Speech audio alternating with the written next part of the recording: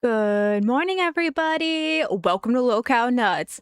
Are we ready to get freaking nutty up in here? Yeah. Young Twigger. Young Twigger.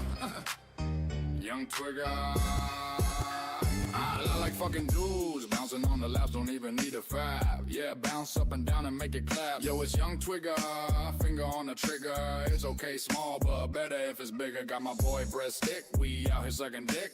Go so deep, it'll make my jaw click. Yo, that shit got me bricked up. Time to get our tricks up. Call me daddy, you little fucking slut. I'm the big bouncer, the big booty pouncer. I like working on it like a background dancer. I'm the big gay boy, wanna be your boy toy. I'm a little soy boy.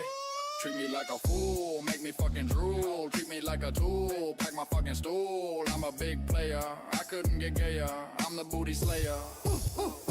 Yo, I like it big in my mouth like a cig. I got a small dick, it's built like a fig. I'm the big twerker, I want a tear jerker. Wanna get fucked like a blue collar worker. I got lyrical flow while I'm stretching your hole. The louder you get, the deeper I go. I got 100 bodies and 6 of them were hotties. You can be ugly as long as you're naughty. Bouncing up and down like there's no tomorrow. Anybody got a dildo I can borrow? I need practice to make perfect, so I can back it up and twerk it. Call me Rihanna cause I can fucking work it. Fuck Ed Sheeran, I'm fucking perfect. My dick may be small but our game is mighty. I blow a fucking hole in his tidy whities. I'm here for a good time, not a long time. Fucking dudes got me feeling sublime. I'll make it slime and take my fucking time. Sit on his lap, make that booty smack. Getting deck is better than crack.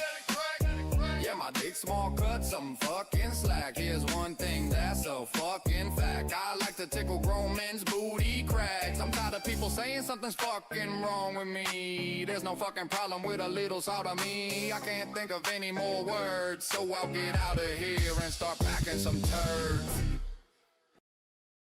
Ladies and gentlemen, welcome to the nuttiest podcast, the Nutsack. Welcome to Low Cow Nuts. Hi, how are you? I hope you're having a beautiful Saturday. It is a glorious 85 degrees down here on the East Coast. I know it's going to get much hotter than that, so we are hiding inside today. We are hanging out online in the Discord, and we are not going to go touch grass today because it's too hot for that. If you agree with that and you're here to join us, I am so happy to have you. We're going to have some fun today. We are going to have some nastiness today, and we're just going to hang out in the nutsack. And I think that sounds like a good time, don't y'all? So, good morning, everybody. Mel doing shots at 10 a.m. is crazy work. I respect it. Tater, I feel like we've all done shots at 10 a.m., right? Sometimes life is just going a little crazy, a little hectic, and you just kind of need it, right? Now, mind you, I'll pull up the wheel and show you. It's not all alcohol. Some of it's shots of other things, hence the name Nasty Roulette. But vodka is on the table, as vodka should always be on the table.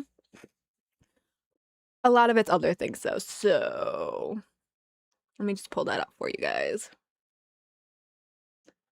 How is everyone doing this morning? I hope that the weather is actually treating y'all nicer than it's treating me. I forget not everyone lives down here where it's like the devil's ballsack. Okay, so this is what we're working with today. We have vodka. Like I said, of course, vodka's always on the table. Worcestershire sauce. We have syrup. A1 in memory of Ken Kane. No, he's not dead, but he just decided he was too good for us and he can't stream here anymore. So that's for you, Ken. I have a ranch soda. And yes, I'm pretty sure this one does taste like ranch. I have pickle juice. A scam, because this is nuts. We scam around here. I have this huge thing of ACV, or apple cider vinegar if you're not crunchy. I have a brand new bottle of Frank's Red Hot sauce and lemon juice. I think I got it all. I got it all. And everything is behind me, just chilling like a little villain. To spin the wheel, it's going to be $10. And then other than that, we're just going to talk some drama, maybe watch some funny videos. If anyone in the Discord or the host, intern want to pop up, you are more than welcome to. It is Saturday. We can eat. We can goon. We can... What else can we not do during the week? We can do all the things that we can't do during the week because it's a fucking Saturday, yo. Like, I am here for it. Let me get this up here so I don't forget and freaking kick myself later. Of course, none of the boys are going to be here today because they work IRL jobs. This is my IRL job. I love it here. This is my full-time 100% of the time. But Breadstick and I will be streaming tomorrow as well. I just wanted some sauce on those zingers. At Tammy101113 donated $19.99. Double shots, let's go. You bitch. Watch it be vodka twice. That's exactly what I need at 10 a.m. Okay, hold on. Her Thought says, yeah, we only eat and goon on the weekends in this call. Yes, ma'am. That is exactly what we do. I meant on stream. We only eat on stream on the weekends. But, okay, let me pull that wheel back up. Okay. Ooh, nope, I minimized it. Okay, yeah, watch it be vodka just twice in a row because that is my life, apparently. Thank you, Tammy10, for the $19.99. I appreciate you. She was going to also come hang out with us, but she has to be on mommy duty. Sometimes it'd be like that. All right, are we ready? 3, 2, 1. Okay, I can't look.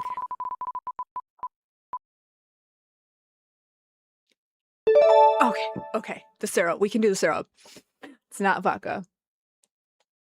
Okay. Aw, this isn't the calorie reduced one. This is like full fat, full butter syrup, y'all. We're skinny girls over here. Okay. We'll go for it. Are we ready? I'm not. Maybe I would have preferred the vodka.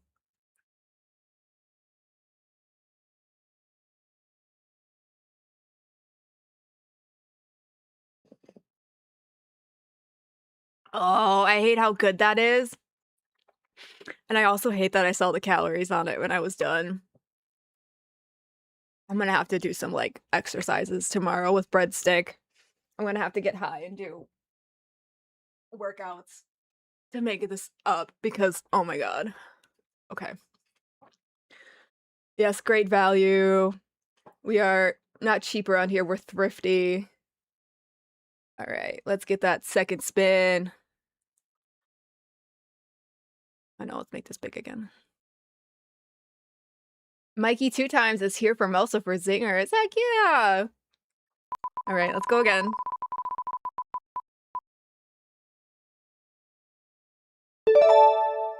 Ooh, the ranch soda. Okay, I'm actually kind of excited for this one because I really hope it actually does kind of taste like ranch. And either it's gonna be super good or super bad. Okay. Let me make this small. Let me see. This is Lester's Fixins. And that's how fucking hot it here, guy. That's how hot it is here. As this bitch is condensating even inside. Let me just dry that all off. Y'all get your fixins. Oh man, I should not have looked at the calories. I'm dumb. Yeah, like I love me some ranch. And that's kind of why I was drawn to it. But at the same time, I don't know how I feel about it in soda form. Right? Like if you have a soda stream and you went through a phase of like trying to carbonate weird things that you shouldn't have been able to carbonate, is this gonna taste like carbonated ranch or something? That's kind of what I'm afraid of. Good morning, Magitech. Yeah, I'm afraid it's gonna be nasty. Theme man drama. Okay. Let's give it a smell. No, I don't like it. I don't like it at all. It smells ranchy and, like, vegetable-y. I don't know how they did that. I mean, I think there is vegetable stuff in ranch, but okay, hold on.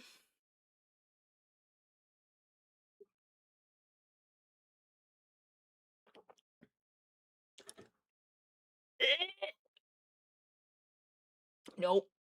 I'm putting that down. That is awful. That is like this is a glass bottle, right? But it is giving plastic ranch with sugar. Like if you just took a cup of Hidden Valley and dumped some fucking cane sugar in it.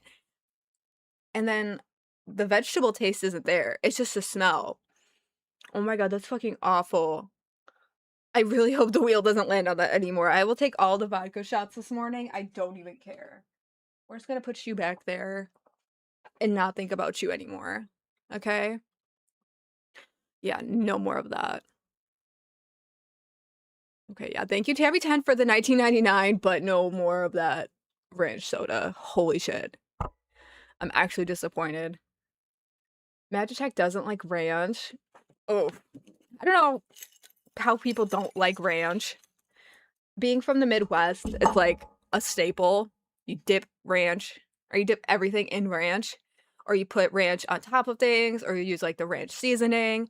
You just use it for fucking everything, right? Am I crazy? Ugh. The only white thing I like is mayo, Magitech says. You don't like, what else is white? Like horseradish, mayo, ranch. What other condiment is like white, you guys? I'm drawing a blank. Maybe I'm not so good at condiments. I feel like there has to be more out there. Clam chowder? It's not a condiment though, Magitech. White gravy? I wouldn't call that a condiment either. But, alright. Oh, sour cream? Tater thought, now you're cooking. Like a sour cream, or if we're gonna go that route, yeah, like a cream cheese moment? Are we calling those condiments? Or are those dairy? Oh, you're just talking about anything white, Magitech? I feel like that's a bold stance to take. Sea drink? Yeah, I said horseradish sauce. Like, hello. Love horseradish sauce. They also make horseradish cheese, which is amazing. It has like a great bite and it's like a white cheddar. So fucking good. That's white people who name that horsey sauce. Oh, 100%. I mean, it came from fucking Arby's. But speaking of, you know, more white people stuff and then some other not white people stuff, who was here last night? Who was like actively watching some show in the LCU? Whether it was Bus, Pit, and then afterwards Fluff, or even Nuts, because it ended up being onto Nuts too, right? Where Tech ended up having this, I don't want to say a fit, but it was some sort of tantrum. Like, anyone? Who was here last night? Wasabi. Wasabi's green. Coleslaw? Coleslaw is a rainbow color. Thank you very much. Yes, you were on Alpha for Friendship Friday. Very much so. C-Drank is watching the VOD now. Okay, so some people were here. It was, I feel like everyone was here, but maybe everyone's sleeping in now because it was kind of late. Tech decided he was going to rebel and go into the back end. I'm probably getting this wrong because the timeline was a little confusing. It was happening while Nuts was streaming. He went into the back end of like Pit, shut Pit down, and of Bus, shut Bus down, and then caused this whole big thing where he was like, I'm leaving the LCU because I don't feel respected and I'm going behind the scenes, right? Is that what happened? And then they ended up having this really big managers meeting in a studio with everyone, which ended up getting live streamed like halfway through it because he felt disrespected by Yo Mama. He didn't feel safe going to him as a manager and expressing concerns because as he has said before, he felt like Yo Mama was going to bring things to the shows and make them content, even things that Tech did not want brought to shows and made content. He didn't feel that Yo Mama could separate them, or he didn't feel like he could trust Yo Mama to separate them. So yeah, he ended up shutting down both shows. And I've never seen that done. I've never heard of that being done. We are in such a strange time where people have access to shows that are not theirs because of either community manager things or because we help each other out, so we have back access to things. And having back access, we can do exactly that.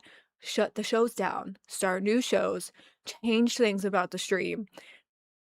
And that it was just such an unprecedented thing when someone comes into your chat and is like, Tech shut these shows down, and now he's quitting. You think it's a troll because it's such a completely out of the blue thing. I literally Glammy was on our stream at the time talking to me and Breadstick. I didn't even say anything at first because I thought it might have been a troll, and then all of a sudden chat was flooded. And I'm like, what is happening? What is happening? Glammy, Tech just quit. And she's just like, what?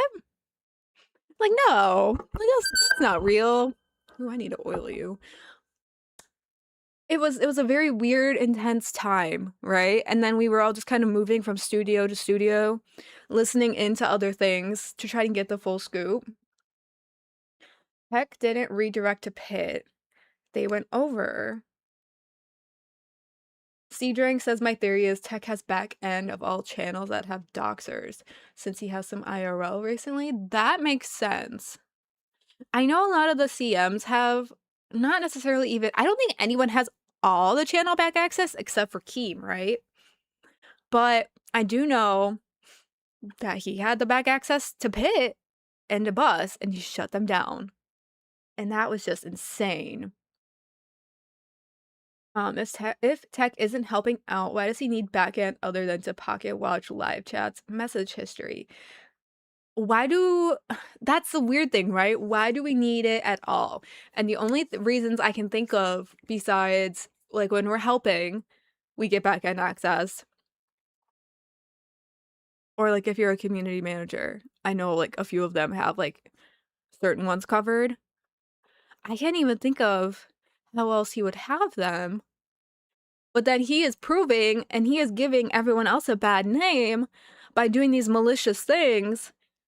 And he's making everyone else look bad and like, oh, we can't trust anybody else now because of like him. And even like White Owl did weird fuck shit in back end just because he was upset, right?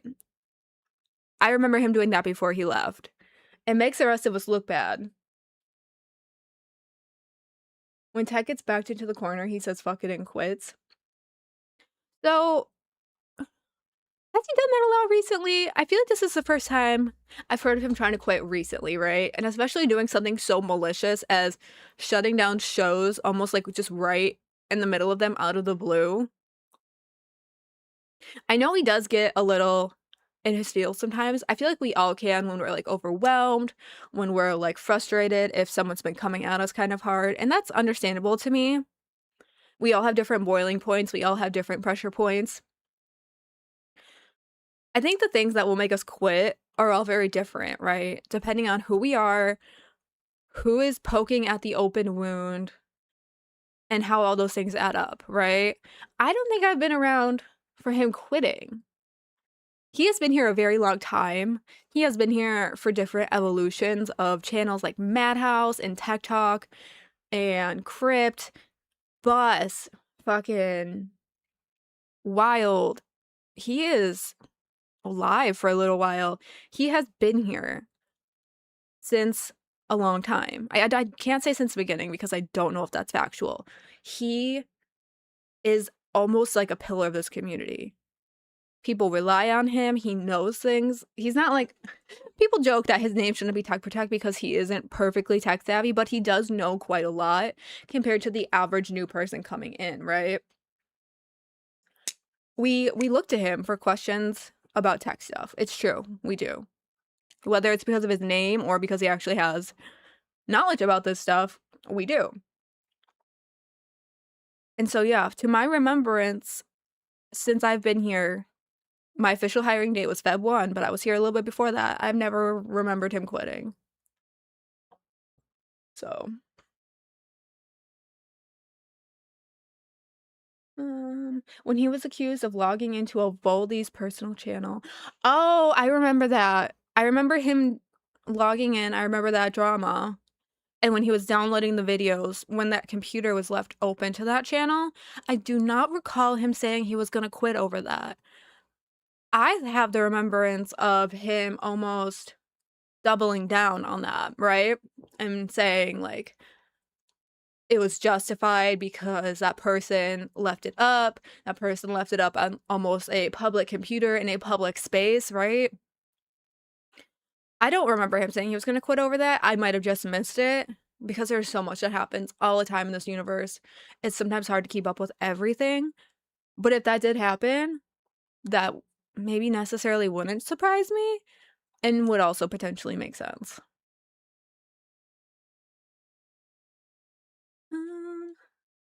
We've got to stop having bully on every show. It makes the replay value 0. Do you mean like a bully? What's up? Oh, careful. Thank you. Do you mean like a bully on every show, or do you mean a very specific person on every show? Because there are some people, the rule was you could only have one show so that way you could really focus on it. You weren't spreading yourself too thin. You weren't maybe like repeating some things.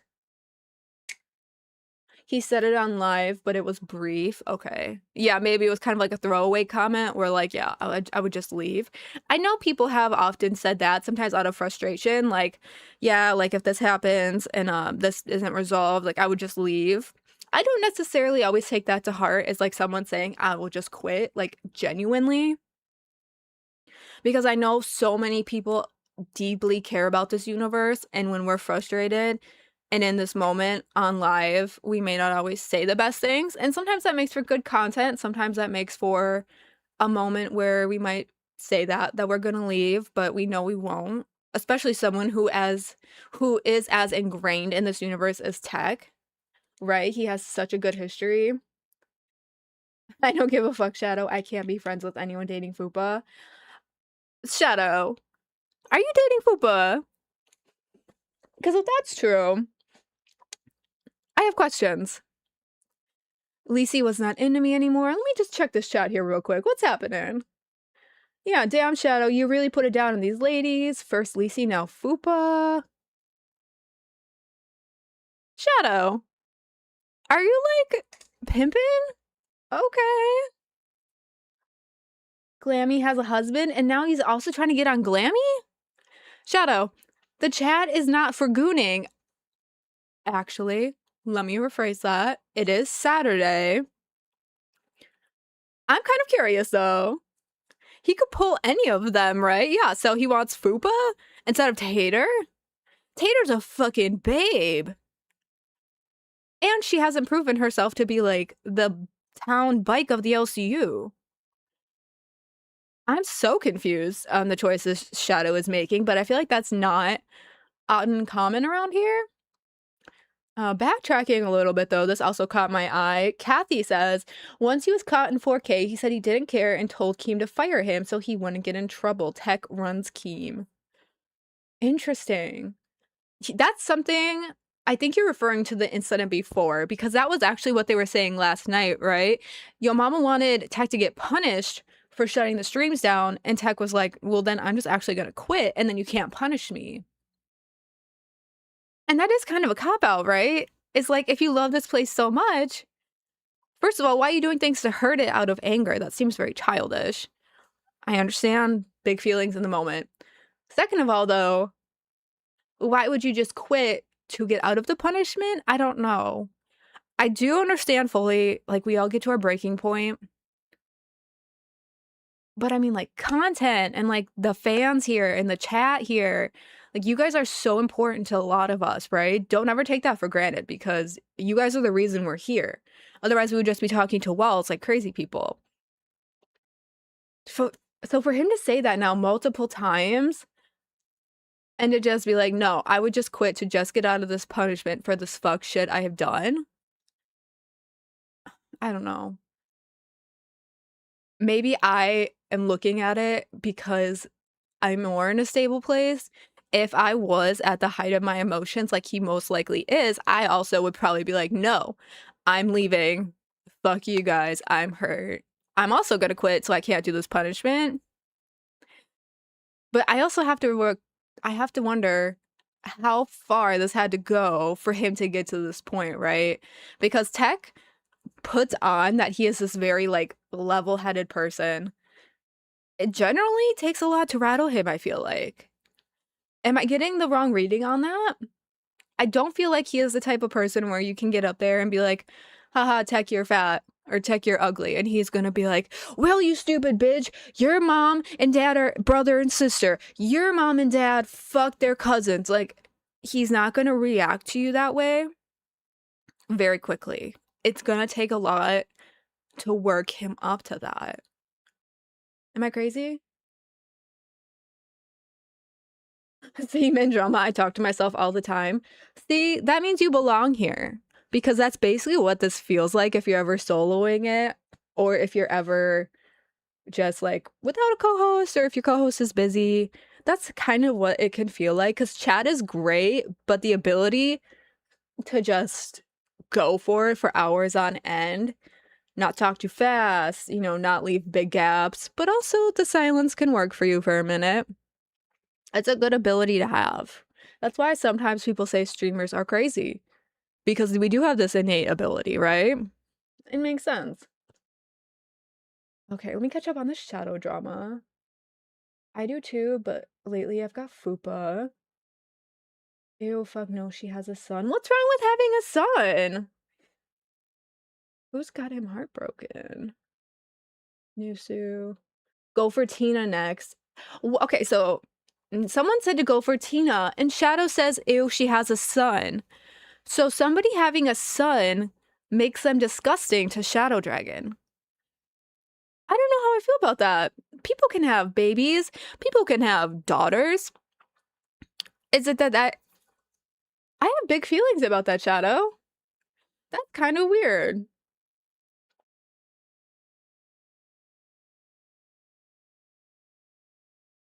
Yeah, I think that that's weird. And Fuba is just going to take all of your money, Shadow.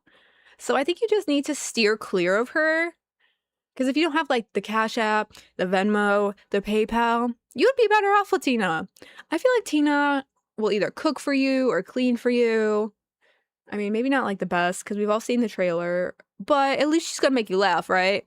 And her son will also make you laugh. Fupa is just gonna be like, money please, like French fries please, makeup please. I don't know a lot about Fupa beyond those things, right? Or like what you call it? Ozempic, please. I like a woman with kids personally. You know, DB or DD, I hear that a lot actually because there's good qualities about women with kids, and that's great. So for Shadow Wolf to just be like, no, she has a son, I feel like that's really dismissive. Because I feel like there's more women with children in the LCU than there isn't, right? So that's weird. Yeah, Steam drama. Fries, please. Shadow, quick cash cow to all the shows. So Fupa has no money to take from you. Facts. Max yourself out every day. Tina is way too old, so that's the real culprit. Not that she has a son, but that she's too old? Love has no age limit, right? It shouldn't. Have you ever seen those videos on YouTube or even, I'm pretty sure they're everywhere, TikTok, Snapchat, about those just huge age gap couples, and they are so in love, right? You can feel it. You can just see it. Oh, I almost just burped myself. That would have been gross.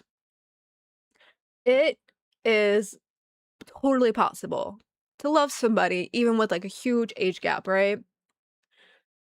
I'm totally invested in this Shadow and Fupa thing. I got distracted from my nasty shot roulette. Don't forget about that, y'all. $10 to spin the nasty shot wheel. But then now I'm invested in this Fupa stuff because Shadow Dragon is fucking weird. And Fupa is fucking weird. But he was with Lacey. So what? Fupa is more into me after Lacey got me heartbroken. You, Shadow. I also agree with Tammy that Fupa just wants your money, buddy. So I think you just need to figure that out. Okay, I need to get out of this chat. Going back to drama that I wanted to talk about yesterday, but was eclipsed by tech stuff. If you didn't see Fire 2 days ago, I don't blame you. Because normally I would not have watched Fire. It is normally on while I am sleeping. 2 days ago on Fire, I was so proud of Breadstick, right? Breadstick normally doesn't pop up on shows. He normally just sticks to our show. He sometimes hops in the chat of other places. He's very, just here's our show. Here's his job. The other day, though, he actually popped onto Fire and had things to say to Zio. He actually, I don't know. Let me see if I can find this. I should be able to pull this up based on the transcript. Gimme. He popped up on a Fire, right? And he was going hard on Zio. This was before he had really done some research on her. Was it this one? Or was it this one? And I was surprised by this. I usually will turn Fire on because that is where we direct to these days since they got moved up. I just let it turn on, I redirected there. Oh, it's here. Okay, let me find it. And I just was blown away because he came in with Fire. Fire. He came in just kicking, right? Let's see. No, it isn't this one. This is the one where Murph yelled at him. Okay. Yep, there he is.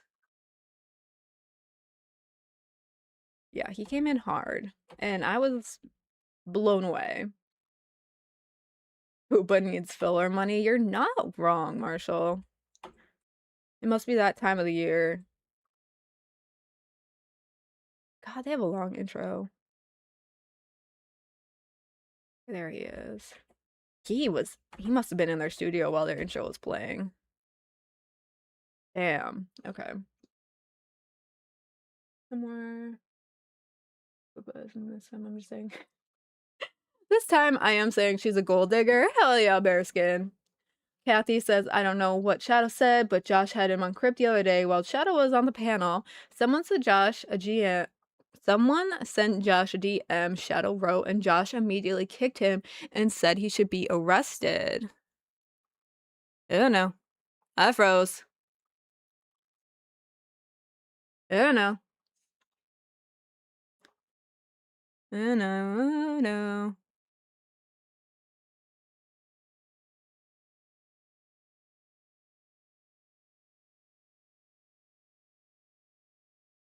Get it together, camera.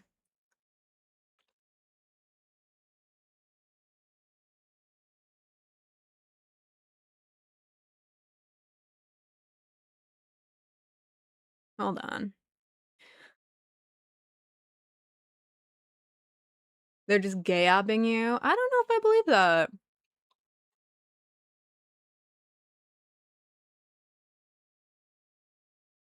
Why is my camera frozen? It's really testing my patience today. Yeah, RIP camera. What is going on? I'll just restart it. Give me a second, guys.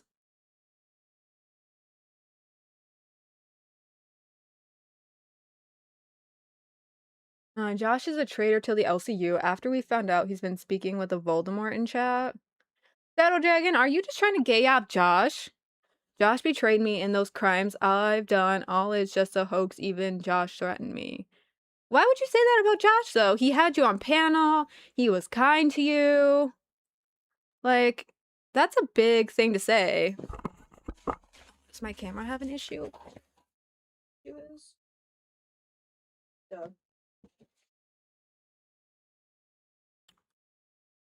My actual camera had an issue. That's what the problem was. I swear. Okay. Shadow, I think you just think they're gay-apping you because you don't like what's happening, and that's totally fair. I don't think you should be going after Fupa, though. I truly don't think you should be going after Lacey either. I think you should be going after somebody a little bit more wholesome, like Tater thought. If she would have you. I don't think she would, but that's besides the point. So I wanted to show this where Breadstick gets on here and is yelling at Zio, because I think it's chef's kiss. If you've never seen Breadstick in this like form, it's a rare form, okay?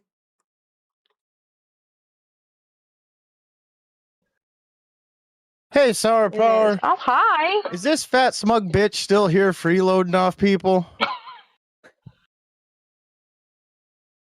Oh my god, Breadstick. I mean, you, Zio. Yeah, no comment. You're not talking about me? No, I'm talking about Zio. Her whole life is literally her fucking freeloading.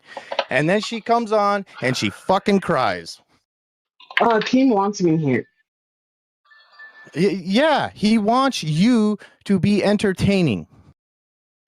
You gotta stop the poor me bullshit and fucking do what's good for you. Okay. Quit depending on other people and do what's good for you. Who the Right? fuck am I depending on? Everybody. The Like way you who? live. Look at you, bitch. Look at I have never heard Breadstick talk like this. He is such a I hate saying this word about him, but he is such a sweet boy. I gotta let this play because it's crazy. you. What do you mean, look at me? Are you in a rehab facility that you don't pay for? That you are refusing to make yourself fucking better in? How do you So you have even a know free place that? to live? Because I How do watched you even know fucking that? You fucking said it I'm not yesterday. freeloading off of anything, dumbass. Do you Who pay the for fuck your are shit? you? Do you fucking pay for it? Do Whose you pay for business it? is that? Why is You that anyone's You business? came on this fucking show last night and fucking cried around and said you didn't pay for your shit. You don't pay to be there. Do you have a job outside of this? No, I don't. I'm So in you're a nursing home. professional fucking freeloader. No, I'm not. You don't. How do you make your money? I obviously don't make money. Are you stupid? Okay. How do you So get if all you your know food? nothing about, How do you get all your food? All that fucking DoorDash and bullshit. If you don't I make pay money, for it. how do you pay for it if you don't make money? If you know the answer, why are you asking? Is this a just host, told by the way? I Is told this a you. host? Yes, No this is. shit, I'm a yes, host. Is this a host? What does she know about the LCU? A whole lot of nothing, except that ALR was here. We used to fucking destroy hosts. We used to destroy interns when they would come in and not know anything about the LCU. As if a host. Yes, bitch, that's why he was able to just jump into your call and start roasting you and make you fucking cry and make you quit. Because he fucking works here. I don't know though. Rare Breadstick W, right? No, I think Breadstick actually gets more W's than you guys think. What was rare though was him in this form. I feel like seeing him in this moment, and there's more, don't worry. Seeing him in this form was probably the closest we will ever get to see Breadstick in like prison form, right? A lot more hard, a lot more not on edge, but like tough, right? Like I want fucking answers. What the fuck is this bullshit? Less freewheeling, less easygoing. He wanted fucking answers. He thinks this is bullshit. And I agree. I so fucking agreed with him. Breadstick is low-key the best person on the show. Sorry, Mel. Bearskin, you're not fucking wrong. He is fucking amazing. He has the best energy, whether it's this energy, whether he's just being goofy. He is so loyal. He works really hard. Love him. He's been a great fucking co-host. And Keister Bunny, yeah. He's fucking amazing. Keem didn't even realize that Breadstick was still around, and that was honestly a running joke for a long time. And now that he's a host, Keem is very much like, oh, I don't like you, whatever. But that's fine. We can totally pretend that that's not the joke, right? Breadstick went full daddy on her, says Tammy 10. I don't think he went full daddy on her. He went full, like, warden on her or something, right? I don't know, but there's more. This is On what show? Breadstick. I think I got here. I'm on is the nuts. host. They redirect us. They send over all the but people. you just. are from Oh, us. sorry. Oh, And then he's still so sweet. He's like, soft. Hard, going in. And then Abby's like, yeah, this is Breadstick. He's on nuts. And he's just like, my bad. I'm being impolite. I'll continue to go hard on you in a second. But let me be polite. Like, who? He's so freaking sweet. I can't. No, you're all right. Okay, No, you're well, cooking. Go ahead. Like literally, Keem, if you're watching this, like I'm not going to be here for this. So, like, I don't have to. Okay, hold up. No. No, I don't have to be here. We I'm talked not about gonna this do this. yesterday. No, No, we I'm not talked going about to do this this. I'm yesterday. not. The LCU is a drama network. People are going to talk Period. shit. Like Okay, well, I'm not gonna a do lot that. of people. That's great. I'm not going to do that. Okay. so we're going to do the whole crying and you're going to quit again because things Hug don't go your box. way. It's poor That's you. not what it is. That's not what it is. You can think what you Someone want. was mean to Everyone me. in the chat is calling you ALR 2.0. This is what Amberlyn Reed used to do. She used to This is exactly just what she used to quit do. every single day. Keem Anytime asked it me got to slightly different. Same with all of us. And I quit. Yeah. Well, I'm sorry. I like look, sorry. I can't do this if I'm like gonna have to baby somebody. Like I can't do it. I'm You sorry, shouldn't have Keem, to. if you're gonna get mad at me for You shouldn't running have her to. off. Thank you, Madison But- Eisenhower, for the flower and the happy poop, by the way. Where the fuck is Poopa? And then Tina just wants Fupa. I fucking love that. He was literally speaking nothing but truth. He had questions for her. He was kind of aware of who she was. I had given him like some brief overview about her. He knew her peripherally because of ALR. Like he literally just listened to things Ziyu had said from her own mouth and had questions. He came in hot because that's what we do here. And then she's just like, I'm not doing this. I would like my hug box, please. Keem. She tried to pull that like a Fupa and like an ALR, like a Keem. Oh, he's not coming? Okay, fine. I will just leave. It was actually fucking stupid. She expected a Cheesecake Factory gift card to be on Yo Mama's panel. I did see that somewhere in Maine. And I thought she was kidding. And then I think I saw it twice and I realized she was actually probably serious. And I kind of felt like really embarrassed for her. Like, does she think that that's a real thing? Especially around here? No. We hop up on panels because it's a kindness to that host or you were asked. It's good for your show. It's good for everybody. It's a mutually beneficial thing. Like, that's insane. Then, I guess this is relevant because this has been talked about a lot lately too. They mentioned this is a drama network and Keem and Batgirl kind of got not into it, but they've had words about if this is a drama network or not. Okay? And I think that that's a really hot point of debate lately too.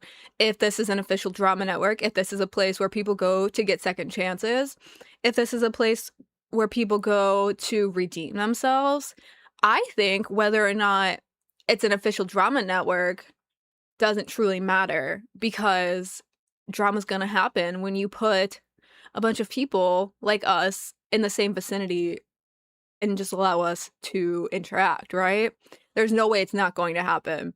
And then when you give us like a chat, when you give us an audience, that is going to create drama. We are going to interact with you guys. We are going to interact with each other.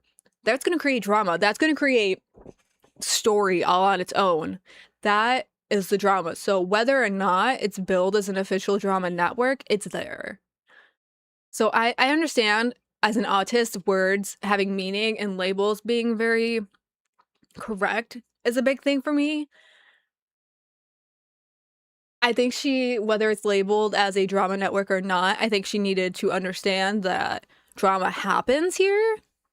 Mean things happen here. Mean. And that running away from it doesn't make it go away. I don't believe, I can just kind of tell from her actually running away and the way that she handles it is that nobody has told her yet that if she stays here, takes it, gets some thicker skin, and actually maybe pushes back, that people will respect her more for that. The more she runs away from this shit, the more she's a big pussy about it. I don't think it's just not gonna be good for her, right? Like, we all know that when we do wrong things here and people let us push us away, like if we let the bad thing dictate that we are going to get pushed out, kicked out, like chased off, it never goes good. We are constantly talked about in bad ways. We'll never live it down. It just is not a good look. So the fact that she's running and crying, I don't know what she expected. It doesn't help though that Keem does come back later and is like, "Go away, Breadstick, you're being mean. I brought her back. Blah, blah, blah." Let me see how quick that comes up.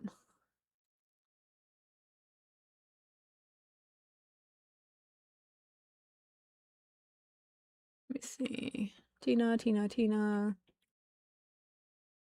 I forget who Tina calls during this episode, but yeah, she makes a phone call and is like, what the fuck? I was coming up here to fight with Fupa, and then Fupa's not even here. And Breadstick's just like, I didn't say nothing out of pocket, truly, because he didn't. And then here comes Keem to be like, Zio's white knight.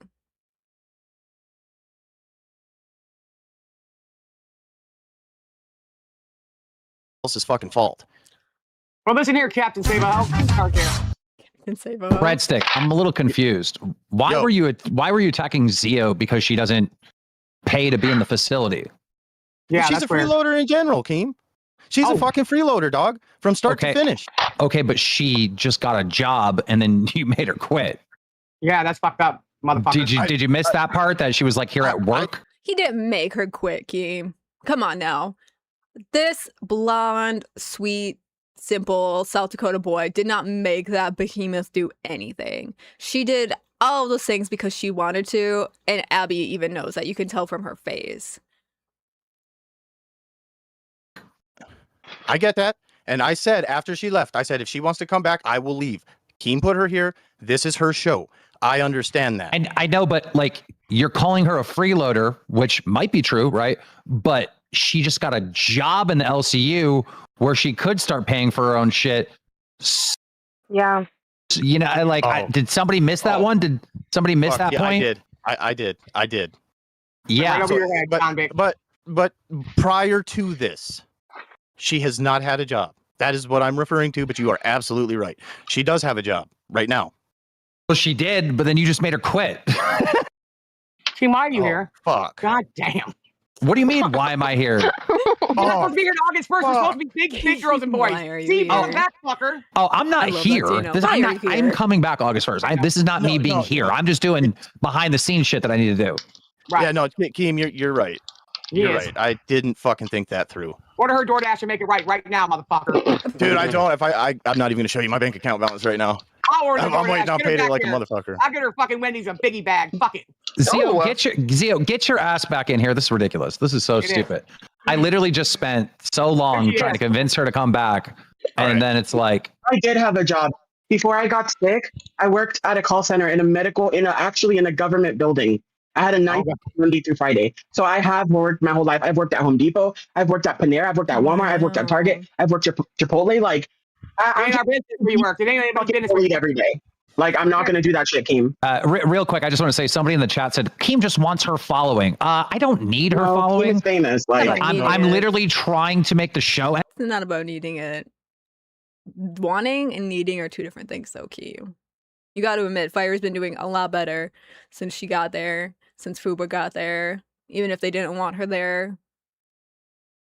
Entertaining, and since you guys are constantly talking about Zio, I think she kind of needs to be here for your entertainment. Like, I'm just trying to serve you, the people in chat. So maybe suck a dick and shut the fuck up. All right. Now, Breadstick, get the fuck off the show.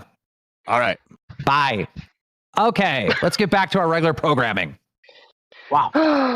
What happened anyways? Okay.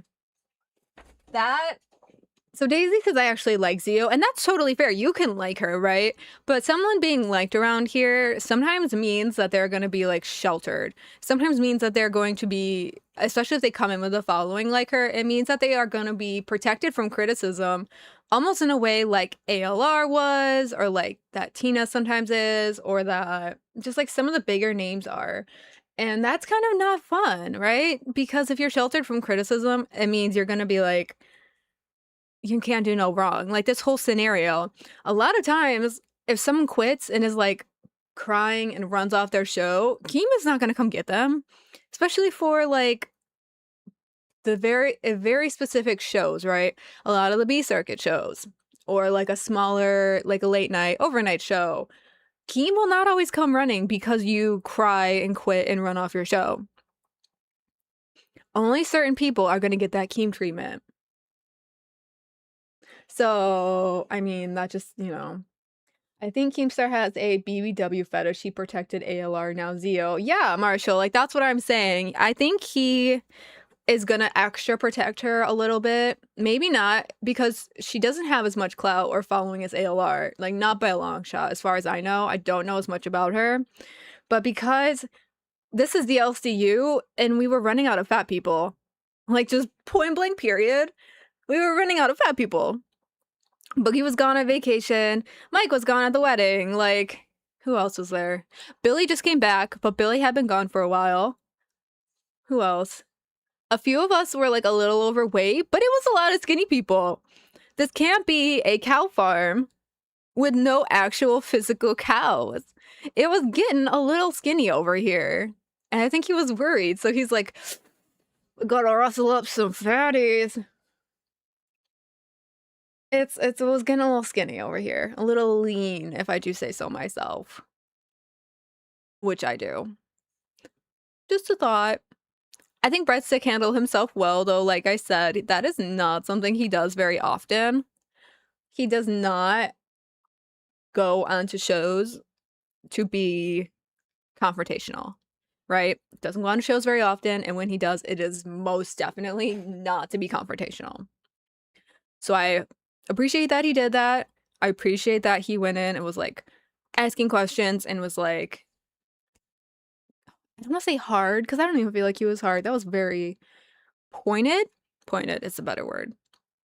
And then not only that, he later was like, I went on a deep dive on Zio. I actually still have the same opinions I have. Fuck that bitch. He's like, I do feel like she had some hard things happen to her, but I mean, truly, who hasn't? And I'm proud of him for doing his research, standing by his opinion, or if it had changed, at least he had done the research. And I'm proud of that. A lot of people won't do that. They're going to be like, no, this is my opinion. I have it. It's fully formed and I'm not changing it. So good on him, right?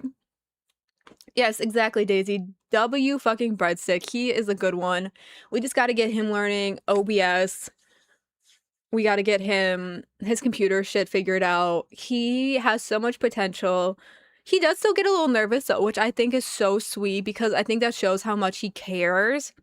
If we could just get him past that, if we could get him a little bit more beefed up on the technical side, he has so much potential. He has such good energy about him. Everyone loves him. Yes, we love Breadstick. Like, if you are green and you have access to the emojis, I have a flaming Breadstick emoji.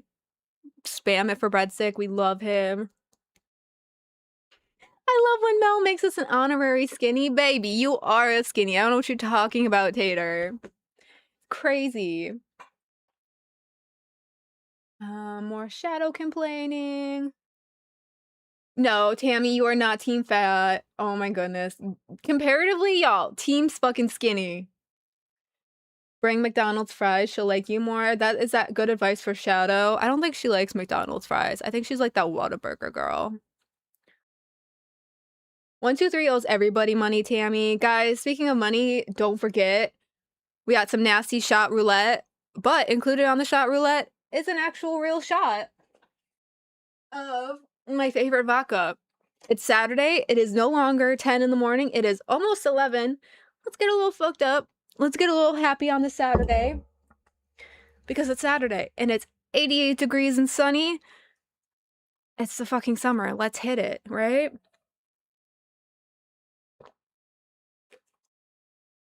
There it is. Angel found it. She found our flaming breadstick emoji. Hell yeah, girl. Buzz says Tammy owes me child support. Buzz, I don't think that's how that works, buddy. Good to see you in chat, though. We miss you around here. Not sure. I gotta speak to Phantom. Shadow, buddy. Leave Phantom alone when it comes to Fupa. He does not want to be involved with that anymore. He really just wants to be left alone when it comes to her, honestly. This may be controversial, but I love, like, Wendy's fries. I love Chick-fil-A fries. I love an Arby's curly fries. Yeah, Fupa would marry somebody if they had a lot of money. Like, that's all you need. It's a lot of money these days, because money... I had this fight with Slytherin when he was still on cash. He thought money bought you respect, but it doesn't, right?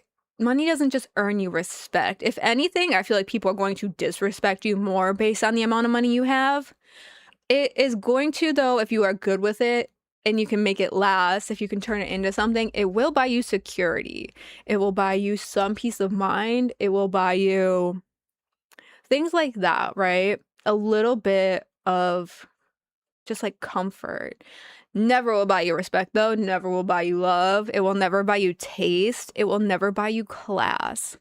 And I think that's where some younger people get mixed up, is they see that people have earned respect and that they have earned the knowledge to get respect, right? Or they just actually have it. And so they equate things like money to respect. I don't think those things are mutually beneficial or mutually exclusive. Money buys you one thing and that's freedom. Yeah, that's what I'm saying, right? That's a great way to kind of encompass everything, like the security of it, the comforts of it. It does not buy respect. It buys you freedom. It buys you security. It buys you all sorts of other things like that. Doesn't buy you taste. Doesn't buy you class. It doesn't buy you love. But I think some people think it does. And I mean, I don't necessarily blame them. Mel, we are talking about Fupa here, but class and respect, nah, she is hood. Kathy, you think Fupa is hood? I don't know if I've ever... Okay, good, not hood. I was gonna say, I don't think I have ever heard somebody call Fupa that. Thank you very much. Thank you. Thank you for the correction. Magitech says it can buy you sex. Yeah, it can buy you sex, not love. Buying you sex and not respect. Those are two different things. Again, sex does not equate to love. It does not equate to respect, taste, an actual genuine human connection. It doesn't equate to those things. And people these days, I think, see one and say that, oh yeah, this causation is a correlation, right? It's not. It's a really simple mistake to make, but I think it's a slippery slope then to kind of backtrack and see that, oh, that's actually not what it is. Ugh. I will bet he isn't afraid of me as a 28-year-old man that is... Shadow, I feel like that comment is a little bit threatening, so I'm gonna need you to level it down a little bit by saying that someone is afraid of you as a 28-year-old man that's 6'1" tall. So I'm gonna need you to just calm down a little bit, buddy. You know, you've been a little wily this morning talking about the women who love you, the women you're dating, and now you are kind of, they would call that menacing in chat. So I'm gonna need you to just calm down a little bit. Fupa is white trash, says Lima Lima. You think so? How would you define her as white trash? I know she likes really nice makeup. She likes to get her injections. She likes her Ozempic. Weirdly enough, I wouldn't even try to loop her in as white trash. And I don't even think white trash is an insult, you know? Stay away from women like Fupa. They just love your money. That's it. Yeah, they can love your money, but they won't love you because of your money. Oh shit, you're right, Mel. I know I am, Shadow. It's okay, buddy. She is not good enough to be white trash. Angel. Ooh. Did we strike a nerve? It's like, I know some people have really deep attachments to certain phrases. Is that one of yours? You are more than welcome to come up and talk to me about it. We should all strive to be like Shadow. I don't know if I would go that far, Jared. Hater says she's not white trash. She's desperate. I'm just gonna clickety clackety claw it. What about ratchet? Damn. That's a term I haven't heard for a very long time, but I could actually get on board with that. Angel, I grew up with nothing, but I know I am better than her.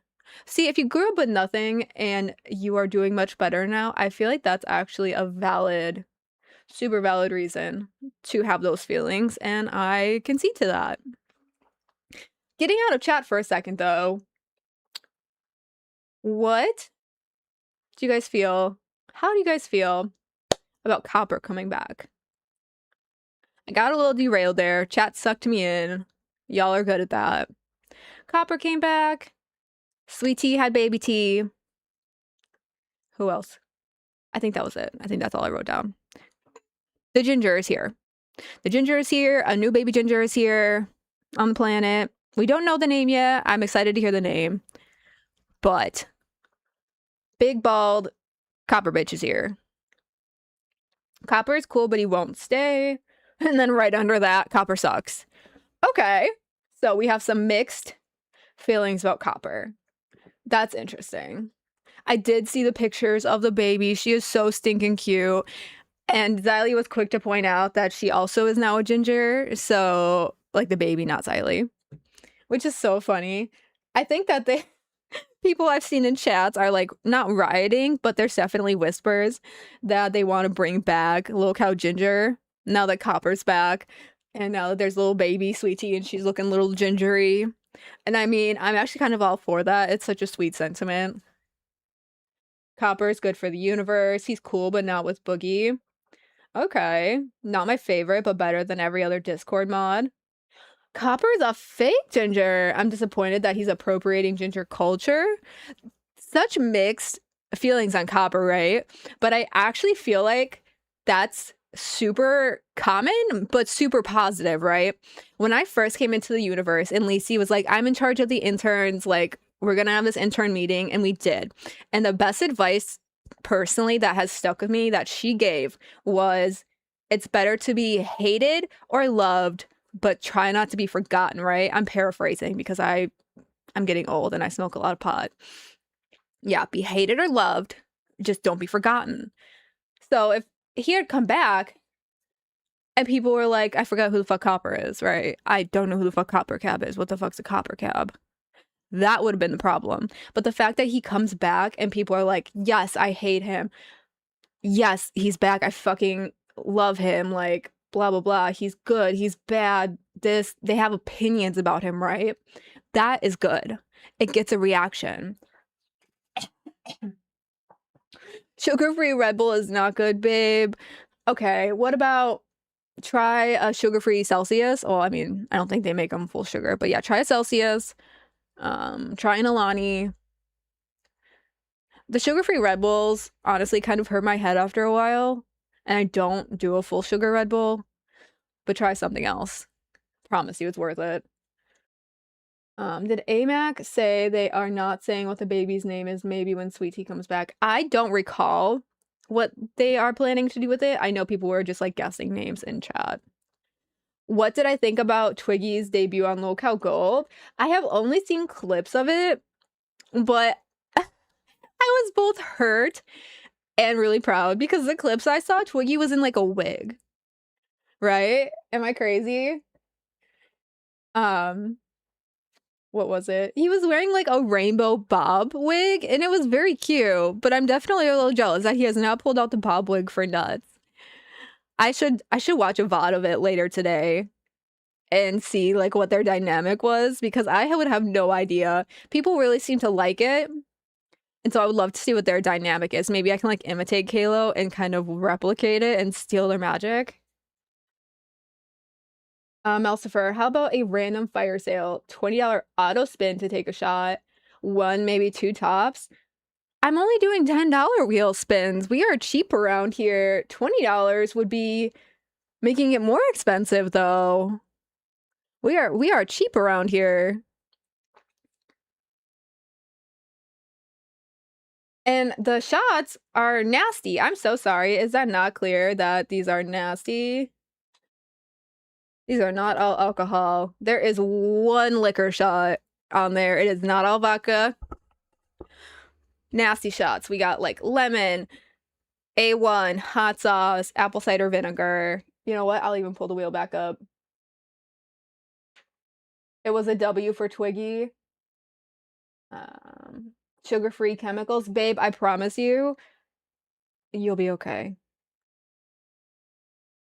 They're gonna monetize the name reveal. I mean, that's their channel. I can't do nothing about that. What do you think of Cat Lady leaving because of Felony Melanie? I think that was actually kind of selfish of her. Having watched Felony Melanie before, I think she's actually really great. I think she has a lot to bring. She's just figuring it out. And I think her and Cat Lady could have gotten along really well because they are, and I don't mean this in a negative way, but they are of a similar age, right? We didn't have a whole lot of women in that age group since Gigi has left. It was just Tina, Cat Lady, Xylee, I think Wonder Woman. And I mean this loosely, right? Like that was making the group very big. But I think that she did herself a disservice by just pulling a smooch almost and kind of being selfish and saying, I'm done. I'm out of the universe. Like, fuck this. People who don't have co-hosts around here are generally going to be like the commentary channels, right? Like a Xylee, a Yo Mama. Everybody else though who is trying to make content should encourage co-hosts, should encourage interns, because all that's going to do is give you feedback. It's going to give you somebody to bounce off of. It's going to give you more ideas. It's going to give you better chances for success. And for her to just shit all over that not only made Felony Melanie feel bad, because you guys have probably seen like the responses she's done, but it makes you look shitty. It makes you look ungrateful. It makes you kind of look like you have a huge ego. And nobody's going to want to work with that. Nobody's going to want to fucking deal with that, because I know I wouldn't. So I love that Felony Melanie has kind of taken over that show and is coming into her own for it.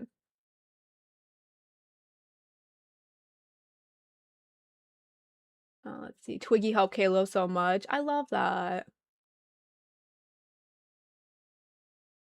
I could have worded it better. Your $10 wheel spins are very clear and gross for sure. I was suggesting doing a quick fire sale for $20 vodkas automatically to get you 20 or 40 quick, and well, it's vodka, little demon face. Oh, I see what you're saying. You, okay, you little demon. Absolutely trying to just get me fucked up on a Saturday, but that's okay because it's a Saturday. Good thing I don't have anywhere to go. I think that fit. Okay. All right, Fubacabra. I was gonna say Fubacobra. Fubacabra is actually kind of fucking genius. If you just want a vodka shot and you want to see me get fucked up because I'm gonna sit here for another hour, fucking do it, okay? I take your advice, Fubacabra. We will do it. I have my whole bottle of vodka here. We can hang big time. Okay, let's fucking go. It's fucking Saturday at 11 o'clock in the morning. Oh my god. Okay, guys, don't kill me. Do I know how Ken is? I don't actually.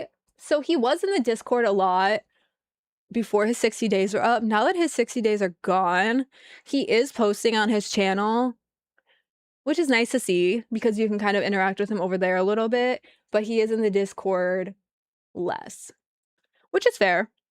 He has a lot of stuff going on in his own life. He has his own life. That's the basis of it, right? He has his wife, he has his mom that he helps take care of. But from what I have seen, it does seem like he's doing good. And that's what we want for him, right? I know a lot of us would be happy to see the big old Sasquatch come back because he has a great calming presence too. But I just don't think he was happy here after not only Denmark, but also Scooter left. He really needs other strong male presences here. And I just don't think Breadstick would be close, actually, now that I think about it. Breadstick would be really close to that type of energy. I don't know who else would be able to like match Ken's freak on that level or to rise to that level of like Scooter in Denmark to be able to satisfy the itch for that like male rah-rahness. And I mean, that happens, you know? Ken is another one of those guys who has been here since the beginning. So not only did his loyalty, we all knew where it laid. It laid here in the LCU with, you know, Keem and everyone. But he might have just been burnt out to the point where there was no saving it once it had happened for so long. And I mean, that's valid too, you know? Yep, W's for Ken. You're very welcome for the update. I wish I had more. I wish I could say like, yeah, he's gonna come back and do like a feature. He's gonna come back and like hang out. But I can't. I just know that he is out of his 60 days. He is free and clear. He is good standing with the LCU to stream, and we wish him the best, you know? He is Ken Kane. That's why we brought the A1 sauce. Because sometimes if you bring out the A1 sauce, you can conjure a wild Ken Kane. Sometimes you can't. It's not always, you know, very good magic. So if you're not meeting Phantom now, Shadow, when are you meeting Fupa? I don't think Shadow should be meeting anybody. I think Shadow should be meeting his psychiatrist and maybe a regular therapist on a weekly basis to really just make sure he's got everything locked down. That's just my opinion. Maybe I'm crazy. Okay, you know what? In fact, I know I'm crazy, but, you know, maybe that would just be for the best. 123 says Ken carried you on Cash. Of course he did. Have you seen this guy? He's like 6'5", 300-pound, like boomer Greek god type of dude, and I'm like 5 feet tall and 100 pounds soaking wet. Why would he not carry me? We're gonna get to where we're going so much fucking faster. I have little fucking legs. Duh. The therapist will help you lock in, Shadow. Yeah, it's gonna help him lock in. It's gonna help him maybe actually find someone who loves him. He might end up leaving the LCU actually if he goes and sees a therapist. I just wanted some sauce on those zingers. At Fupacabra2988 donated $19.99. Thanks for going live when no one else did this morning, Mel. Drink up #go see your therapist Shadow. That's a great hashtag, Fupacabra. Thank you so much for the 1999. Nostrovia. All right. His mom is a trained psychiatrist. If that's true and that's about Shadow Wolf. Ooh. All right. Are you ready?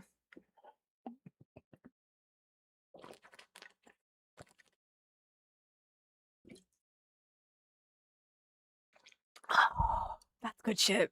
That's good fucking shit. All right. I caused fans to die of boredom? That's actually like a compliment. I feel like I'd have to work really hard at that. Because I fucking love it here, man. That'd be some really bad stuff. Choking is wild. I'm fucking Polish, dude. Vodka is like in my blood. I don't know what to tell you. It's Saturday. I don't care. I had this Saturday planned like early this week because I had done a full Saturday and Sunday last week, I'm pretty sure, for the 4th of July. And I was like, that was so much fun. I had gotten up and we did the 4th of July stream with the girls. And then we did solo where we were just watching like the 4th of July fails and we were talking about like the wedding stuff for Keem. And I was like, this is so much fun. And I hadn't really soloed since Cash, like 123 is pointing out. And I have grown, I feel like, as a streamer since then. Even if only a little bit, a little baby grower. And so I'm like, maybe because Twiggy and Breadstick are out doing like IRL things during the weekend that they can't stream with me sometimes, I'm just gonna do it myself, right? Have some Mel time, hang out. Weekends have been wonky. Like Xylee goes live. Wonder Woman would go live when she was still on Wild for like 8 hours a day every day. Weekends have not been consistent in the LCU for a long time. And even if you guys hate me or like want to go watch Xylee as well, I totally am all for it. But I'm gonna be here too, you know? Like I said, it's hot. I want to be inside where it's not hot. I'm gonna be here. And I can plan a show like I did when Ken was gone for like ever, like 2 weeks on Cash. And I can have the fun inside and still be useful. So here we are, being the useful. That's just how I feel. Chill streams are underrated. I'm just drinking coffee and doing paperwork, so this is great. Exactly. Bearskin fucking I just gets wanted it. some sauce on those zingers. At Josephine1585 donated $20. Can you spin 2 nasty shots? Also, I love watching you, Mel. Thank you, Josephine. I absolutely can get you 2 nasty shots and watch one of them be vodka because that would be freaking titties. All right, let's get it. 1, 2, 3, go. Oh shit, oh shit, oh shit. Oh, the lemon juice. Okay, this one's gonna hurt my teeth. I just know it. Oh, I'm gonna have to brush them so good later. Okay. So here's the first one. I was that kid that used to like suck on lemons for fun, and maybe I shouldn't have done that. All right, are you guys ready?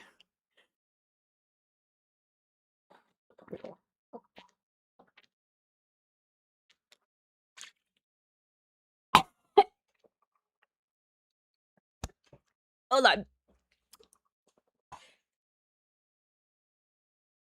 Why is that so much worse than a lemon?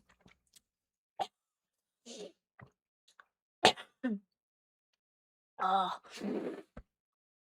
Oh my god, that's so much worse than a regular lemon. Oh, okay. Now I need some like syrup to balance it out, or maybe some vodka, like Fubacabra just said. Angel, cash cow for 1 month. Hell yeah. Ooh, I have one of those. Hello, beautiful Mel. I appreciate you. And Angel, I appreciate you, girl. I always love seeing you in chat. Oh, it's more concentrated. I'm a fucking idiot. I didn't even think of that. All right, shit. Oh shit, what is it? Oh, no, not the ACV. This one's gonna suck too. I know this one's gonna make me cough. Oh shit, okay. Give it a good shake. I know this one's gonna make me cough. Oh my god, let me push this back. Alright. Okay. Oh my god. That smell's gonna make me cough already. Okay, hold on.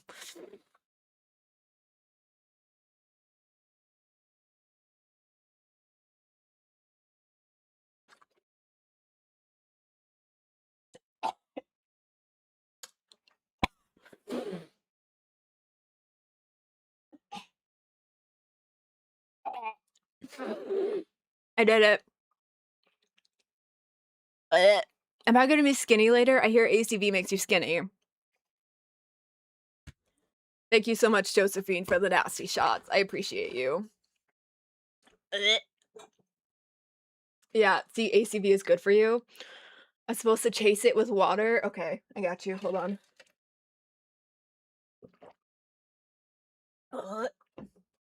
Okay. I'm gonna be so healthy after this, guys. All these are good for me. I just feel it. Oh. Whew. Thank you for the health shots then, guys, if it's good for me. I appreciate it, as I'm, like, dying from coughing. Oh my god. I didn't even I didn't even realize that this was like concentrated from concentrate. Yup. Yeah, that tracks. That explains why I just about died. I'm like, I used to eat lemons as a kid. This is fucking fine. I am also drinking the water because it's so hot down here. Just hit 90. Vodka shots are better than health shots. I'll do you one better, Fupa Cabra. Vodka shots are health shots, you know, because um I'm sure that there's some old Eastern European wisdom about vodka being healthy. Yeah, I'm sure it's in there somewhere. I couldn't tell you what it is. Oh, it just got really hot in here. I couldn't tell you what it is, but I'm sure it's in there somewhere. Yeah, big facts, Fupa Cabra. Apple cider vinegar is bad for your teeth over time. That's what I thought. So I am gonna have to just extra rinse really good later with my mouthwash. Magitech agrees that it's probably the healthiest liquor. Mm-hmm. I agree with that. That's why you drink the water after? Good. I will drink some more water. Okay. That was really refreshing and took the it took the pinch out of my mouth. That was a good call. Stop sharing that so it stops yelling at me. It will erode the lining of your esophagus. Y'all are scaring me. Like, that used to be the big thing in skinny culture in like the 20 teens was like, take your shot of ACV with like lemon juice. And wasn't it also a thing to add in like extra virgin olive oil? And like that would just make you skinny overnight, right? And I swear I did it for so long, whether it was like a spoonful or an actual like shot glass full because I wanted to be skinny. I swear that that was like a whole thing. My stomach, yeah, is absolutely gonna be doing backflips, but that's okay because it's Saturday. I absolutely planned for it, right? And I'm gonna just watch whoever else is going live later, take a nap later, like a good old Xylee nap. It's gonna be a good fucking time. I opened Maine to see if anyone else was even in a studio to send you to at like 12. And I see kid behind the camera saying, Lacey and I are friends. That's it. Nothing sexual ever. Good morning, y'all. What? What a wild thing to just hop into Maine and say. But I mean, okay, I guess. That sounds like a very Mike thing to have to say. Yeah, I did not have sexual relations with that woman, because I am not a crook. Good morning. I love this place so much. There's always something going on, right? Batgirl getting made into the fucking RuneScape game. Someone slept with somebody else. No, but now somebody is dating somebody. Fucking two people are dating. When there's actual genuine love in the Discord, and I could say this because they have talked about it, like Chilean hatred. Like, that's so beautiful, right? If you were told you had to do a second show, which show do you think you would do well in? Rain. I have been trying to get on Rain as a second show basically since I got here. I fucking love Tammy 10. She, her and I, our autisms, like, they just go. I love it. I don't want a girly show, and I feel like even with her, it wouldn't be a girly show. It wouldn't be a total boy show. It wouldn't be like me on the nutsack. But I feel like it would still be not a total like babes moment either. Her and I just vibe together really well, and it would be really fun. Hello, Bettina. How are you this morning? Foxy, IRL, Becky, copy tomorrow. Becky will have always done it better. Are you saying what I think you're saying, Powder Puff? Are you saying that she's gonna go do like the famous spread for bread moment? Like the sandwich board thing? Because if that's true, that's gonna be iconic that she's doing it again, but also, yeah, I don't think she's gonna do it as well as Becky did because that was a big moment in the LCU. That a sandwich board about bread is kind of funny, but also, oh, you said yes? Oh, that's fucking amazing. Everyone's gonna need to tune in for that. Me and Breadstick will also be streaming tomorrow. It's Sunday, so we do Wake and Bake Beat the Sunday Scaries at 12. 1, 2. But also, we might have to check in with her for that. So, love that. Josephine, what are you saying about nipples? My nipples? What did you correct about nipples? Magic Tech, does she really have autism or did some fruitcake doctor tell her that? I can't tell. I feel like you've watched enough of Tammy to be able to see and make your own conclusion. Whether or not Tammy and I do have autism or not, I feel like her and I do still work together really well. So maybe it's just like our personalities do just dolphin water crest wave thing very well. And it's a good time, you know? Her and I, this is part of the reason I miss Smooch so much because as much as people thought Smooch was annoying, she had a big personality, which made her good here. She was just kind of long-winded at times. She was very content-brained. She just needed someone to edit her. If I was ever stuck on something, I would just go to her and be like, I have this idea. Can you help me expand on it? Or I have this concept. Can you help me expand on it? And then she would completely just word vomit and I would edit it down.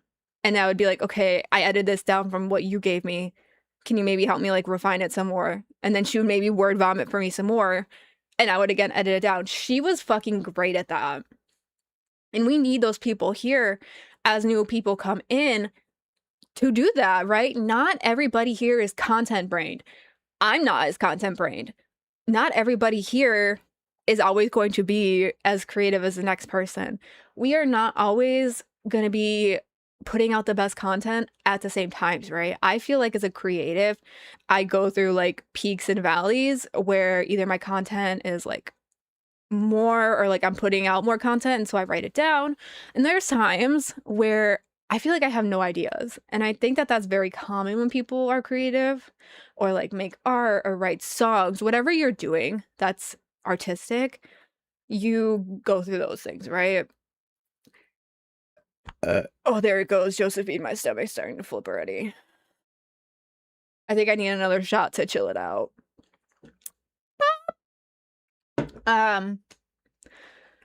So when she left, I definitely was very upset because obviously I could have still reached out to her, but it's just not the same, you know? And then we get people like Iceman, who I've seen his like a list of ideas, but I also have heard that he is not one to actually show plan, and he's very hard to get with before a show and talk about things, which is not what you want in a co-host, because some things it's nice to have planned out, some things it's nice to just kind of go off the cuff and just let happen. So it's kind of a catch-22 with that. Sometimes it's nice to have a person to just wrangle, but then Iceman comes in and it's like he's sick or he has this new place where he can't be very loud. And you're kind of like SOL, right? We need all kinds of kinds here. We need the content brain. We need the crazy vape boy, Iceman, Albert Dan, the fucking Musker Man. But we need some people in the middle, you know? It literally takes all kinds of these fucking people to do this universe and do these crazy things. I'm excited for this new gay dynamic though. I hope that I've never seen any of other of their content, if they have any. I just know of the meme. The Daddy Chill meme. So I hope that there's more. I hope that they are like entertaining and like bring something else. That will be cool. Oh, Foxy was supposed to get them pierced this weekend? Interesting. Breadstick is working today, Miss Bettina. I also think he has to work tomorrow, or if he does not, he is coming to the show after. I don't know. Saturdays are just probably like Mel days. Sorry if that's not what you wanted, but I'm here. Ooh, I have an itch. I just wanted some sauce on those zingers. At Josephine1585 donated $10. When is the haunted house happening? Also, do you think in August Keem is going to bring new controversial people? Have you heard any rumors? I want the gossip. So, the haunted house is happening when Twiggy decides it's happening, because as we all know, Twiggy doesn't give a fuck what I say. You heard him say that he does not want to get wet because he is clearly a wicked witch in the Wizard of Oz movie. He does not want to go out there and then have it rain overnight and he will fucking melt like a big baby. I even am open to going up there and helping him if need be. Like, that's totally okay. He just has to be open to that. I'm not going to come up there if he doesn't want me to, if he's just like, ah. He just has to say when. If he wants to do it by himself, like, that's fine. I'll sit home and run no bells because Breadstick can't. Like, whatever the situation is, he just has to decide. It has to be on a weekend, which also makes it difficult because he is not a weekend streamer. So definitely just, like, keep getting at him, Josephine. Otherwise, he might try to scam out of it. He says he's not going to, but I think he's going to. Or try to, because that's just fucking him. Also, I really do hope that in August, Keem continues to bring new people in. I know that I am always on YouTube in search of people who are like on live stream trying to like fight with other people, because if they're willing to fight with other people and have like their own controversies going on, I think that they would come here and fight with people. I am not a TikToker. I am not like a big Instagram person. So I try to spend the time on YouTube, and I'm always in their comment section like, come to the LCU, like come work for Keemstar. You are fucking fantastic and hilarious. I love you. Like, you would be great. Blah blah blah. I be trying. Keemstar said that August is going to be the time when he is going to grow us, right? I don't know who he still has connections with. I really don't.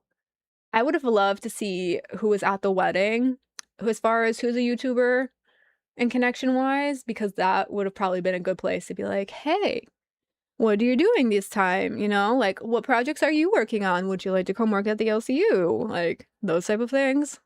Let me spin this real quick. All right, 1, 2, 3. Vodka, vodka, vodka.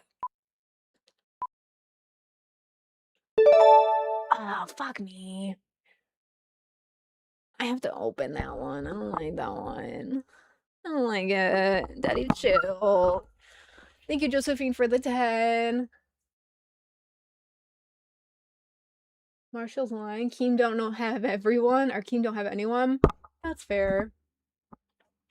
Bettina thought you two were doing something today. Nope, that is tomorrow. Today, it's all me. Just what everyone wanted to see, right? You want to see the pink shorts we got going on and everything? I came in here ready to have like a nice chill Saturday stream in my pajamas and all. To get fucked up and then go take a nice Saturday nap because I fucking love it. And what other place can we do that, right? Come in at 10 a.m., drink some fucking vodka, and then go take a nap. I'm fucking blessed, y'all. Okay. Colossal is crazy. Rice Gum. I don't know who either of those people are. Are those YouTubers? Oh god, my gut is rolling, you guys. I like Iceman, but was annoyed he let Kalo down. Facts. If you didn't watch Kalo solo on Gold on Thursday, he was so depressed and low. That's why it was so lovely to see Twiggy lift him up so much yesterday. That's what I'm gonna do before I nap after this is watch that VOD, because I have been hearing lots of good praise about it, and I'm very happy to hear that. Because they both deserve it, right? Like, Twiggy deserves good co-hosts, which is why I love him and Breadstick and I together. Kalo deserves some stability too. A lot of the shows get moved around, co-hosted around, and like time flips a lot. But Kalo, let me take this shot and I'll talk about Kalo in a minute. This smells disgusting.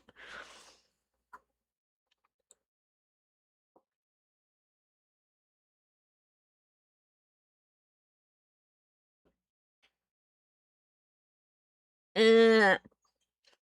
Why is that so salty? Oh, okay. That's why. At least that doesn't have any calories in it. Wash your sister sauce. Be a good partner, sibling, and go wash your sister. Okay. So, how the fuck did you find the LCU? I found it from ALR. She's talked about it for a long time. But Kalo is like a weird entity in the LCU, right? He is not quite protected cow ALR status. He is a protected status of his own, right? People look at him as they are he's like a different type. They look at him as like, it's sweet Kalo. He's like innocent. He needs to be sheltered a little bit. And so when bad things happen to him, we all like rally around him in a different way than we would other people. It's kind of fascinating to see. And we definitely like coddle him almost. People have actually said that they don't like that we do that. It's Magic X says he sucks, get rid of him. I mean, I don't say he sucks, right? He can run OBS, he can run a solo show, which is more than some co-hosts can do here, right? Or some hosts can do. Some hosts here are still running off of their phones. Some hosts here can still not run OBS. And those should be two basics of being a streamer here, of being a paid host here, is bare bones fucking tech, bare bones system, understanding and operation. Like, it really should be. I understand that, like, we may not be in the place for it right now. But even when I came in, that was a huge thing, was like, can you run OBS? Do you have a thing consistent enough to handle this, right? Now it's a little bit more willy-nilly. It's definitely loosened up, and maybe when August comes around, Keem is going to be like, tighten it up a little bit. It would be kind of refreshing. It would maybe bring some more like structure and order to the LCU. That would be kind of nice. If we're gonna keep Kalo, just throw him on gay, because that is anything but the gold standard. Interesting. He helps a lot of people. He definitely helped you. Lucy, I'm so happy to hear that. I would love to hear how he helped you. He does work his ass off, right? Like, he is a good person for like going IRL. I have always enjoyed his IRLs. He brings a lot of good, like, I don't give a fuck energy to them. He brings a lot of good, like, positive energy to them. I haven't worked with him on his show specifically. I've always just kind of like popped into his shows. People have never had any complaints about working with him though, which is always nice. If LCU is supposed to be high energy drama network, then I understand removing Kalo because he is none of that. I get it, Josephine. He is nice and we all love him. And it gets kind of biased, right?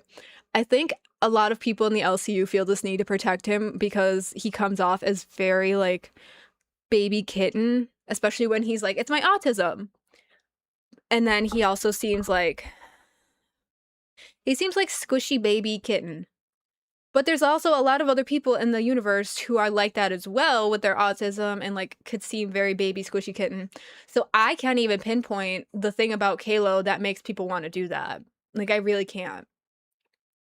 I can't not phone in. I can't hone in on the thing that makes people want to protect Kalo so much. Like, yeah, he's really sweet. Yeah, he's really focused on like the mental health and the things like that that matter to him. Maybe it's just because he's not as mean or is mean to other people.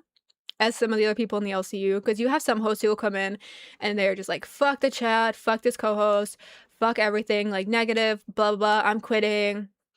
Maybe it's just because Kalo isn't like that, that everyone has a much different reaction to him.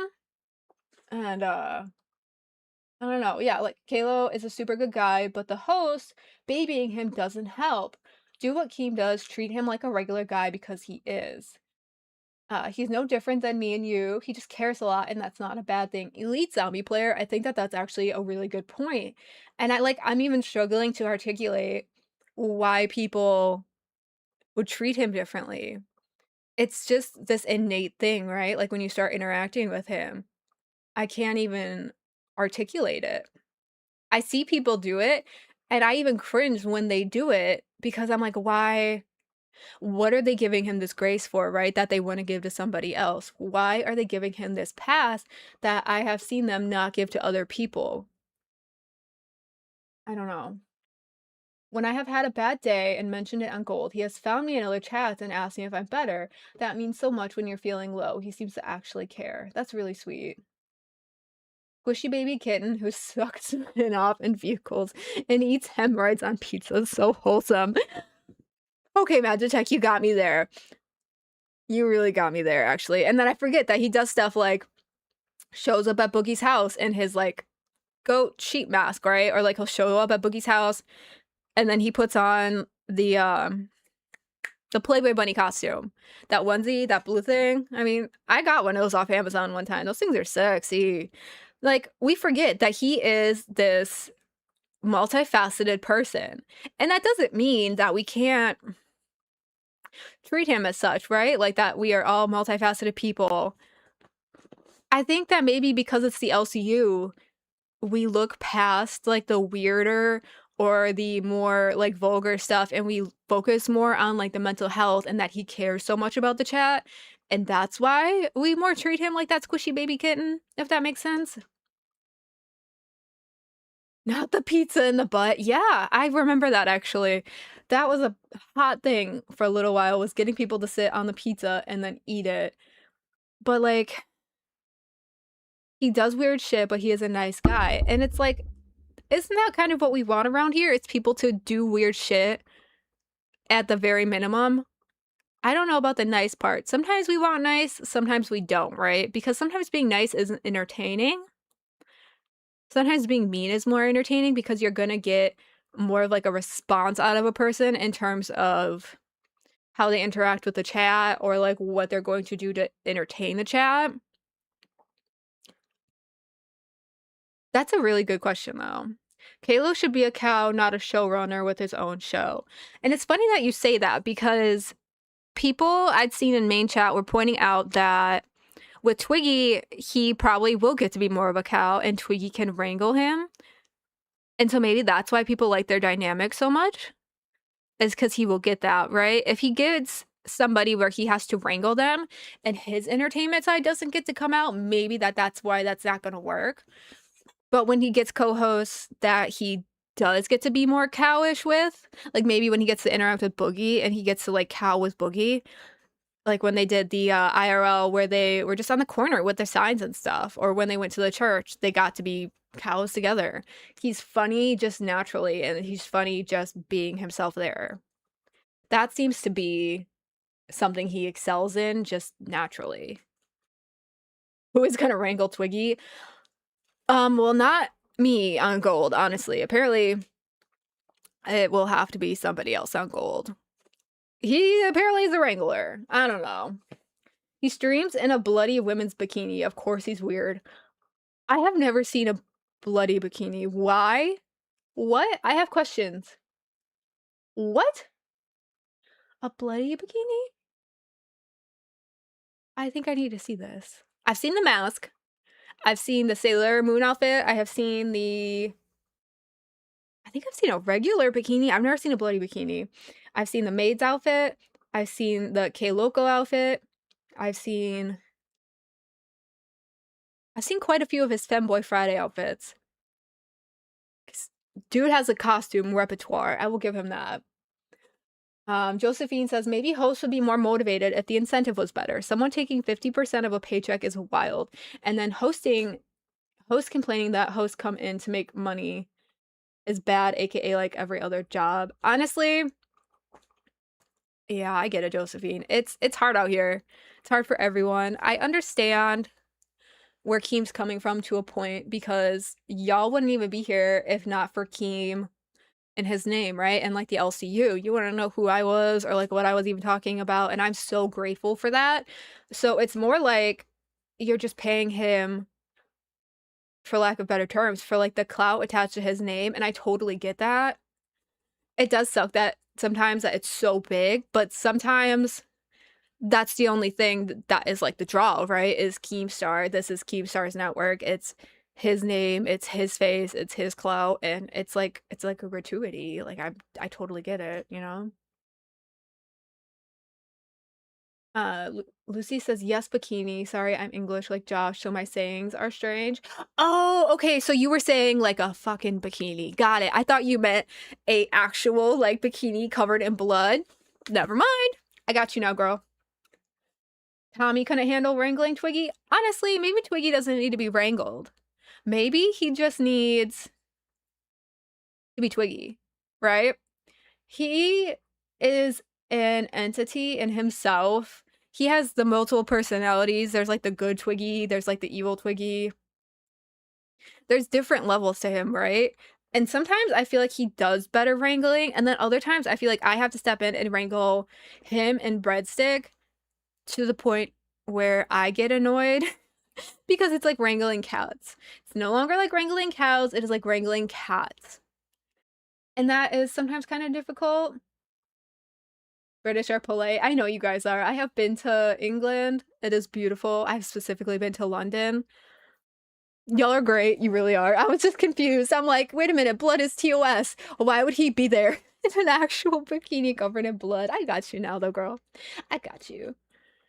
I love it. Okay, let's see. But so I did see in, where is it, the news or the announcement? So if you're not in the Discord, you're missing out on like half of the story though, right? Because we get news and we get announcements, and then that's also where a lot of like just talking happens in Maine, and like gossip happens, and like new rumors pop up a lot faster than they would on a show. And last night, after a lot of that show ending happened and that they all had their talk, Keem posted an announcement that I'm guessing Tech is going to stay because he is going to receive a punishment. And this announcement reads that punishment, Tech will have to sit in a different plate of food Monday through Friday next week during bus, and must take one bite of the food at the end of his stream for shutting down the pitch stream tonight. One night has to be fettuccine night. This is iconic, right? Not only does he have to do this for 5 days, the shows are only an hour and a half now, so he does get a little bit of that leeway. It's not the full 2 hours, but that's still pretty. It gives me the heebie-jeebies of sensory stuff. Knowing Tech has sensory, texture, tactile issues like I do, having to sit in something like that for the full stream, and he's the one running the stream, I believe. I don't know if I could focus, for one. And then two, having to take a bite. I would be focused on the feeling of it. I would be focused on knowing I had to take a bite. I would not be focused on the fucking show.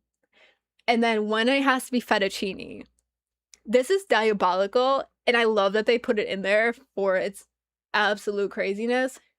Because if you know Tech's lore, you know he has a thing about Trisha Paytas and fettuccine.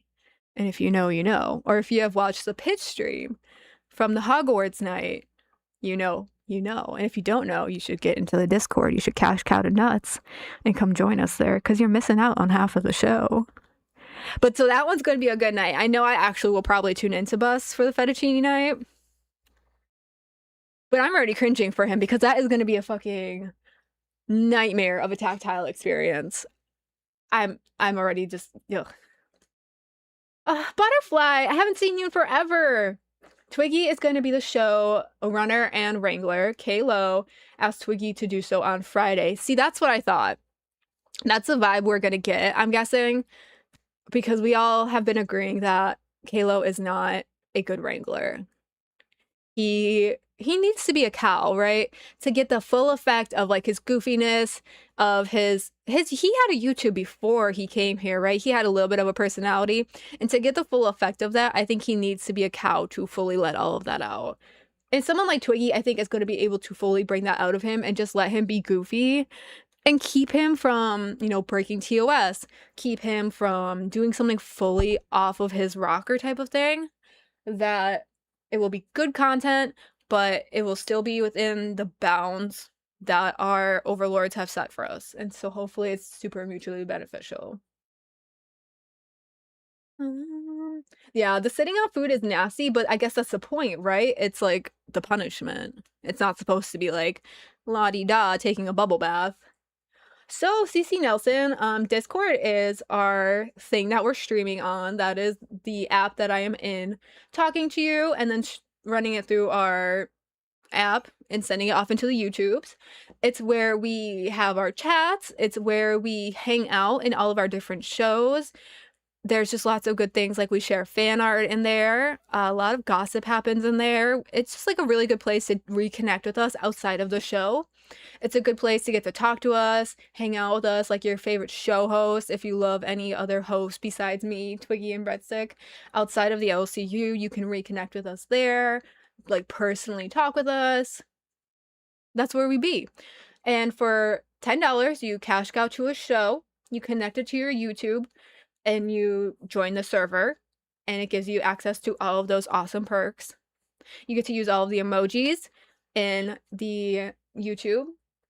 Like, I have added all these cool ones down here, like Nut Up, the Breadstick, etc. I just dropped a few of them in chat. Yeah, it's a communication app, like Magic Tech says. It's just really fun. It adds an extra element to the shows and to the universe. Hi Mel, I'm back. I had an MH crisis. Oh, I'm so sorry, and had to step away for a bit. I'm so glad you're back. I literally look for you sometimes because you were one of the first people I remembering from chat when I was on Cash. So I'm glad that your crisis is better, or at least over, or is progressing, and that you are here. You were missed, and I'm happy to see you. How is Tech's fiance Sarah going to cope, do you think? With the food punishment or in general? Because if I remember correctly, part of what happened last night had to do with her. Had to do with Tech feeling disrespected because your mama would talk about her, and Tech has said a lot that he doesn't appreciate that, like he doesn't like that. And that's really common around here, right? Is if your partner doesn't want to be talked about, we try to respect partners, kids, and pets. But I feel like the partners one gets a little bit loosey-goosey if your partner has been on camera. And that's the thing with Tech and Sarah, right? Is Sarah has been on camera a lot. She was at Fat Camp. She got engaged at Fat Camp. But he has been very vocal as of recently, specifically with Yo Mama, that he doesn't want Yo Mama to make direct digs between like him and Jaffe, him and Tech, Sarah and Tech. Yo Mama's also other beef is that Tech will talk about him and Sarah in kind of vulgar ways. So he's like, why can I not, as Yo Mama, talk about you and Sarah, but you can disrespect Jaffe in this way and talk about you and Sarah? If I'm doing it at this like lower level and she's been on camera, that should be okay. Versus you talk about her at this up higher here vulgar level, like why is that okay just because you're her fiance? Like I'm being more respectful down here and she's been on camera, so that generally makes people kind of like free game, we would call it. That's kind of the line of thinking, I believe. Yeah, and Jaffe, I don't know if he's fully turned against Tech, Lucy, but I definitely could see a point in time where Jaffe's just like, I have had enough of this. I need to disconnect. I feel like there would be that point in time. I don't know where that would be or what would need to happen for that, but I think that would come. Tech drinking every day and being in the LCU majority of his day, his relationship dynamic with his fiance is interesting to me. But who knows behind closed doors what Jaffe said to Tech about Sarah. Tech stopped doing that, so maybe a convo did occur. Josephine, I think you hit it on the head, what I think a lot of the time, right? Is what is their dynamic like? What is their relationship like? I don't know what Sarah does for a living. I don't know what their day-to-day entails, right? Like what shows do they watch? Do they just sit around and watch the LCU? What do they do as a couple? What are their dates entail? You know, we don't know those intimates of their relationship. But it's curious because you hear the way that he talks. We saw them at Fat Camp. We also hear the way that this drama gets brought up about them, and it does make you wonder because that's what's going to happen when someone's on camera and those things happen. It makes you wonder, it makes you speculate, and that's just like the nature of the beast, honestly. And it will just, Butterfly also just hit it on the head. It's going to make your mama talk more, and it sucks because I feel like asking about something to not get talked about is a surefire way for something to get talked about more around here. But then also not saying something when someone talks about something is still somehow a way for it to get talked about. It is very much a catch-22 when it comes to those things. You get a little bit of both. It is very confusing. I don't always understand it. There is no surefire way to get something not talked about unless something else bigger happens, unless some other drama, catastrophe, like bigger stunt happens to outshine whatever you're talking about or whatever is happening. It's kind of interesting.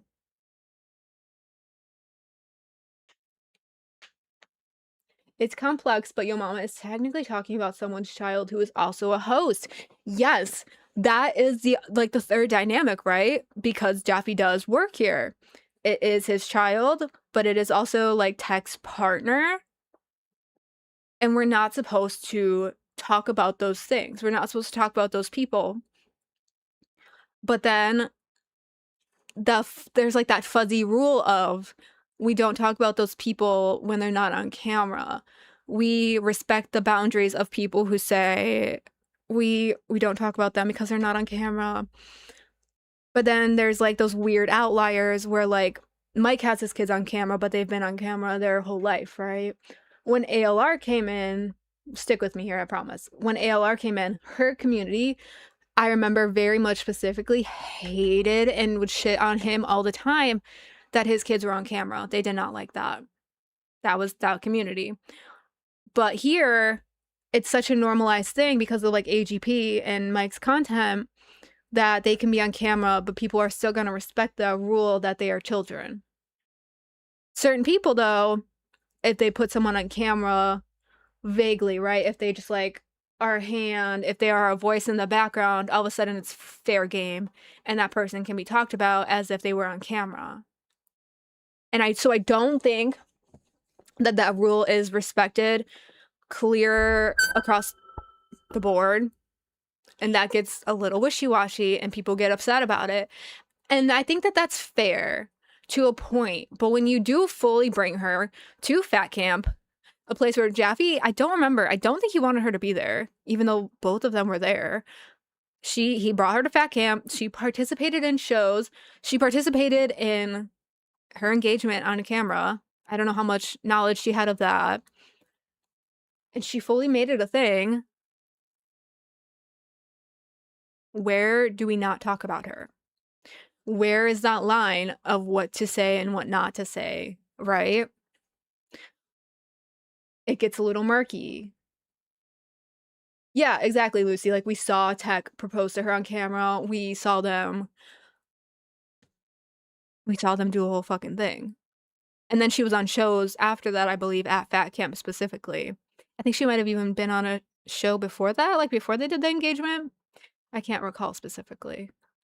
But it's a whole big thing. Yeah, Lucy's right. Tech opened the door for people to talk about her, but that's where explicit rules and communication is important. I agree. Lucy says, I hate seeing Mike's child on camera. Tina has now admitted she wishes she had never exposed Albert on camera. That's fair. The shows I was watching were late last night that it on 1:30 in the morning, and I was in the chat accusing me of being somebody that I'm not. I'm so sorry, CC Nelson. But yeah, going back to the kids thing, it's really fucking weird, right? It's It's something you can't take back once it happens. Once you do it, like, once pictures of your kids are out there, once your kid is on a live stream, is on a video, it's really hard to get that digital footprint off of the internet. It's something that can't be erased. It's something that is gonna exist forever now, and it can be really dangerous. People are weird. AI is developing rapidly. It's something that can't be taken back.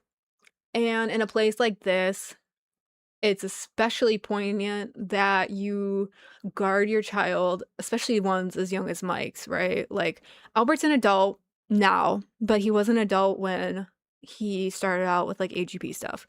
He was an actual, like, child. And it's one of those things where, like, hindsight is 2020. You, as parents, I imagine, obviously, you guys are doing the best you can with the info that you have, and no one is going to fault you for that. They might make their harsher opinions known, but we understand that we're all just humans doing this for the first time and trying to do our best. Oh, see, I didn't know this because I wasn't here, but Butterfly says, I think the first time I saw Sarah was during the Halloween costume party on Locale Live this last year. See, I didn't know that. Has she had more camera appearances than just Fat Camp? I know he also likes to share her music, but the music I've heard him share has been like lyric videos and singing videos. Only recently have I seen him share one where it was actually her and her guitar looking into the camera singing. But I mean, this is now after Fat Camp, so like that would make sense. Oh, that was a good burp again. Calm down, friend. It's a very there's a double standard here. I fully agree that the way one person is treated around their children is not the way somebody else is treated around their children and their partners, which is kind of sucky, and I wish it was a little bit more consistent. I can't help that though. The best I can do is try to, guard myself and my family, and I do. Lucy, I do have mods. I also my chat isn't ever super crazy, so I try to just take care of it myself if needed. Are you looking to become a mod? Because I don't see a problem with that as of right now. I totally would be okay with that. Oh, look at that. We brought A1 into the nasty shot wheel, and Ken K is in chat. Or not in our chat, but in a main chat of Discord. I told you that is where you can find him sometimes. Can.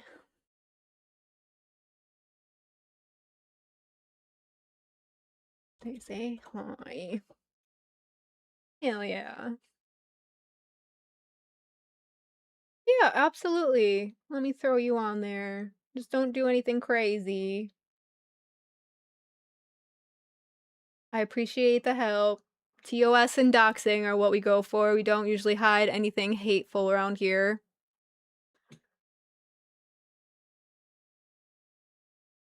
Ken says hi, everybody. We love to see him in the main Discord. That's just another reason to get in there if you're missing Ken. You want to say hi to him. He is pretty active. He likes to come in and let us know how the family's going.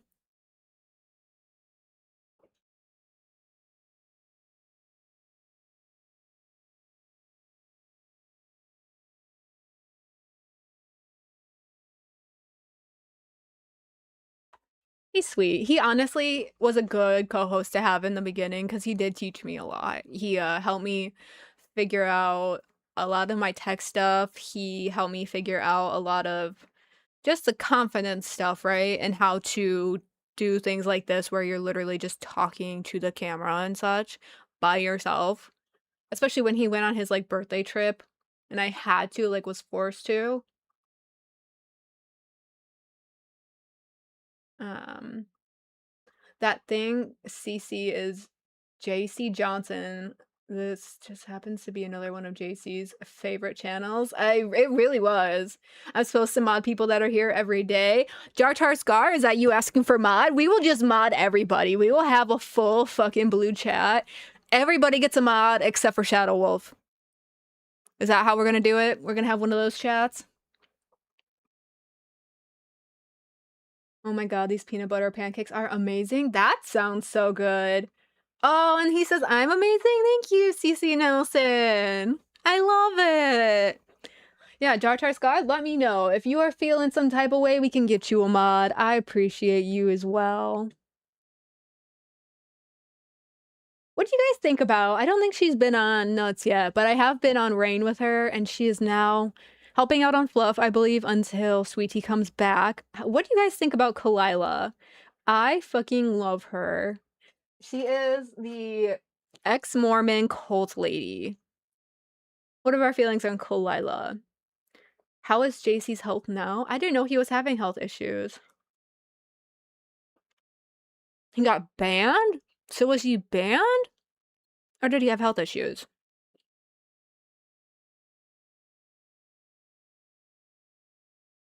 Also, the best part about being in the Discord is you can come up on panels, right? You hop into the members waiting of a studio, and shows most likely will bring you up. So you can, like, meet us, you can come talk. It's great.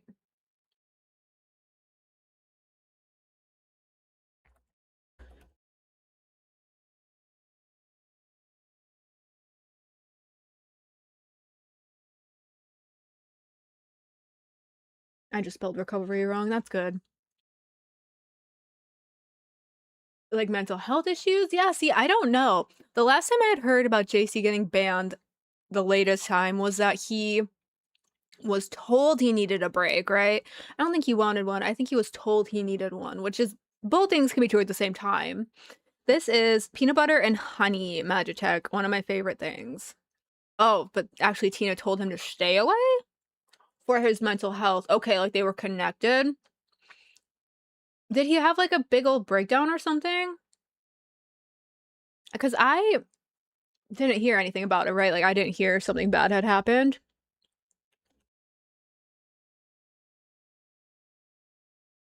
I didn't hear that there was like an incident. Last time I had seen him, he was in... Whose show was he on where he got in the shower and turned the water on? That's the last time I had really seen him.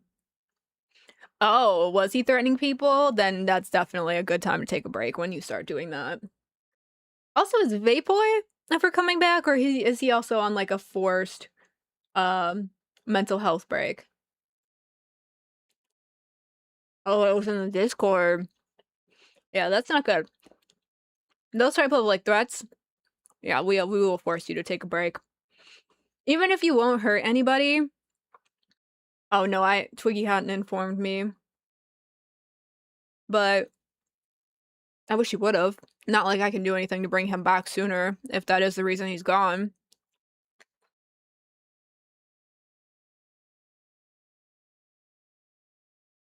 Saturday is quiet though in Maine. Even with Xylee also being on, I think everyone must be a little hungover. Did we all go party too hard on yesterday, Friday? Or is it just quiet because everyone's still sleeping in? I could see it being both things. JC wanted her to fly even if he wanted to. Yeah, I could see that too. I've interacted with him enough to believe that. But the problem is that Discord and YouTube both don't know that. They don't understand that the difference, right? Like their bots don't understand.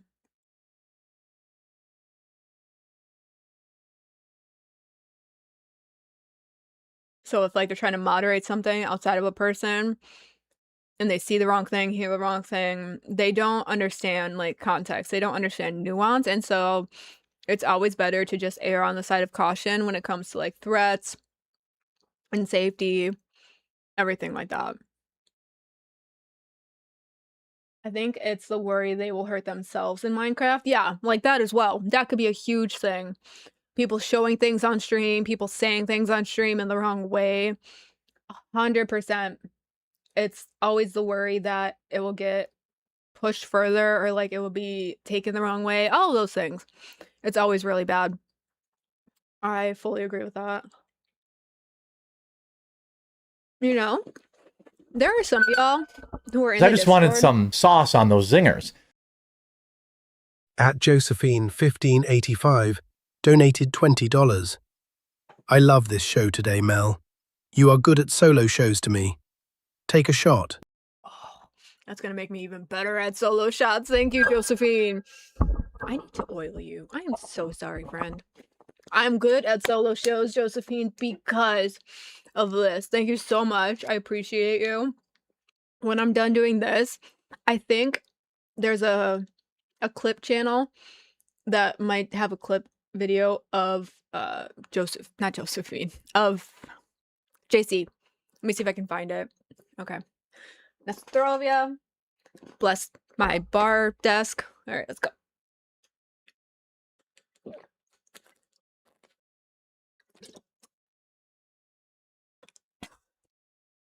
All right. We're fucking Gucci. Let's hit it. All right. Oh, so CC Nelson, people are saying that you're JC. Interesting.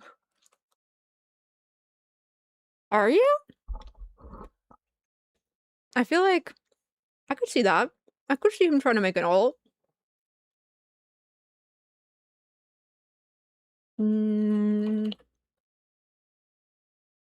Is this who made it? I can't remember.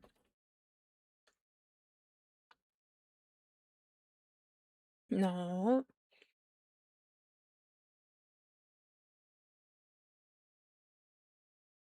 No. So this one's from 2 weeks ago. Let's see if it's any good. CC Nelson is me in the picture on this account. I really am CC Nelson.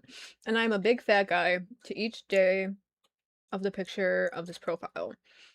It's interesting that the picture of the profile, yeah, does look like a big fat older man, which interestingly enough is something that JC Johnson was into.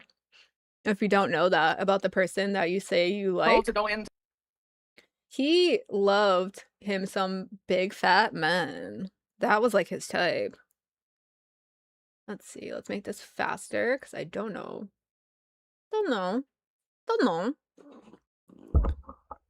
So this is somebody versus nobody. And it says JC Johnson situation reviewed.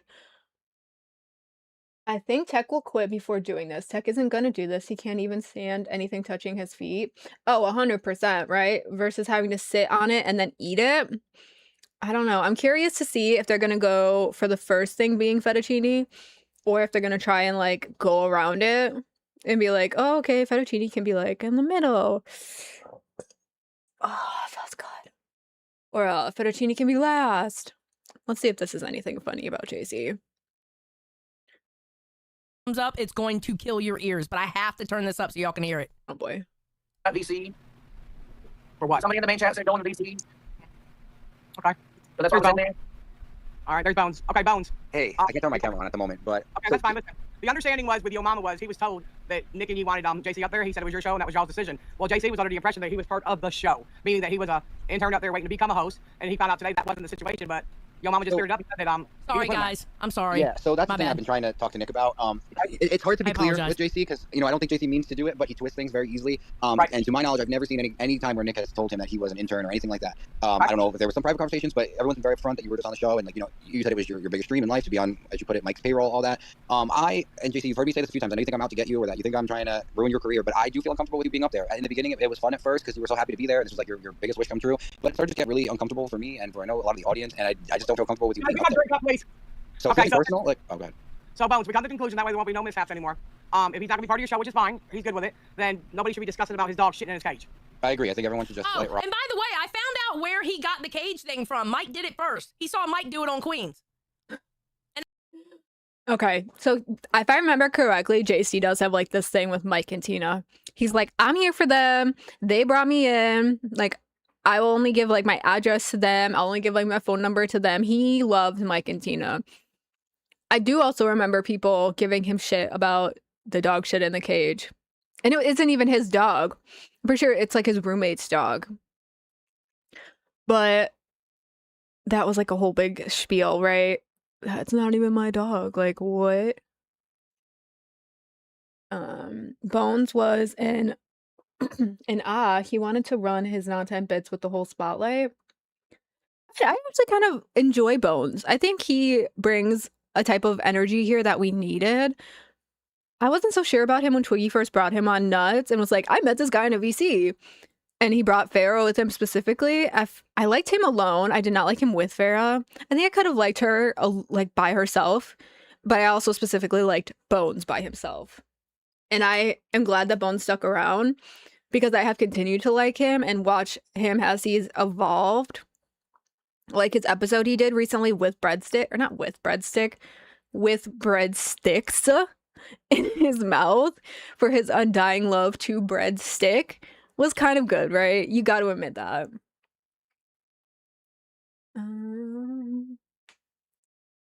Yes, on Friday, Kalo is going to go try and get Grim back. I don't know how that's going to go, though, because I feel like if Grim wanted to come back, he would. At this point, they might accept it. I don't know, though, but let's see what the rest of this has to do. And I didn't realize that until somebody sent me the screenshot. I forgot that Mike went into the cage. So that's where he got it from. Like, he thought that, you know, the idea of him going into the cage was from Mike on Queens. At this point, everything was getting twisted in different ways. And JC, I think maybe just go back to being more of a viewer and just like protect your mental health. You don't want to end up in the hospital for this stupid shit. What do you think, Jay? I mean, you know that I've been wanting to be a part of the LCU for a long time, but you know, well, what you're saying is you can be part of the LCU. You just can't be part of them. The LCU is a big place. Right. I mean, if they don't want me on their show, then I'm not going to be part of their shows. Now, I will do Cash. I will do Queen. Remo says for 5, imitation is the sincerest form of flattery, or so they say. Yeah, no, I mean, he saw Mike do it. You know, and stuff like that when I imagine to be up on the show. Have you ever thought about doing gay? I mean, you know, I wouldn't mind doing gay. I absolutely would not mind doing gay. Well, there's your mama right there. He does all that shit for the LCU. There you go.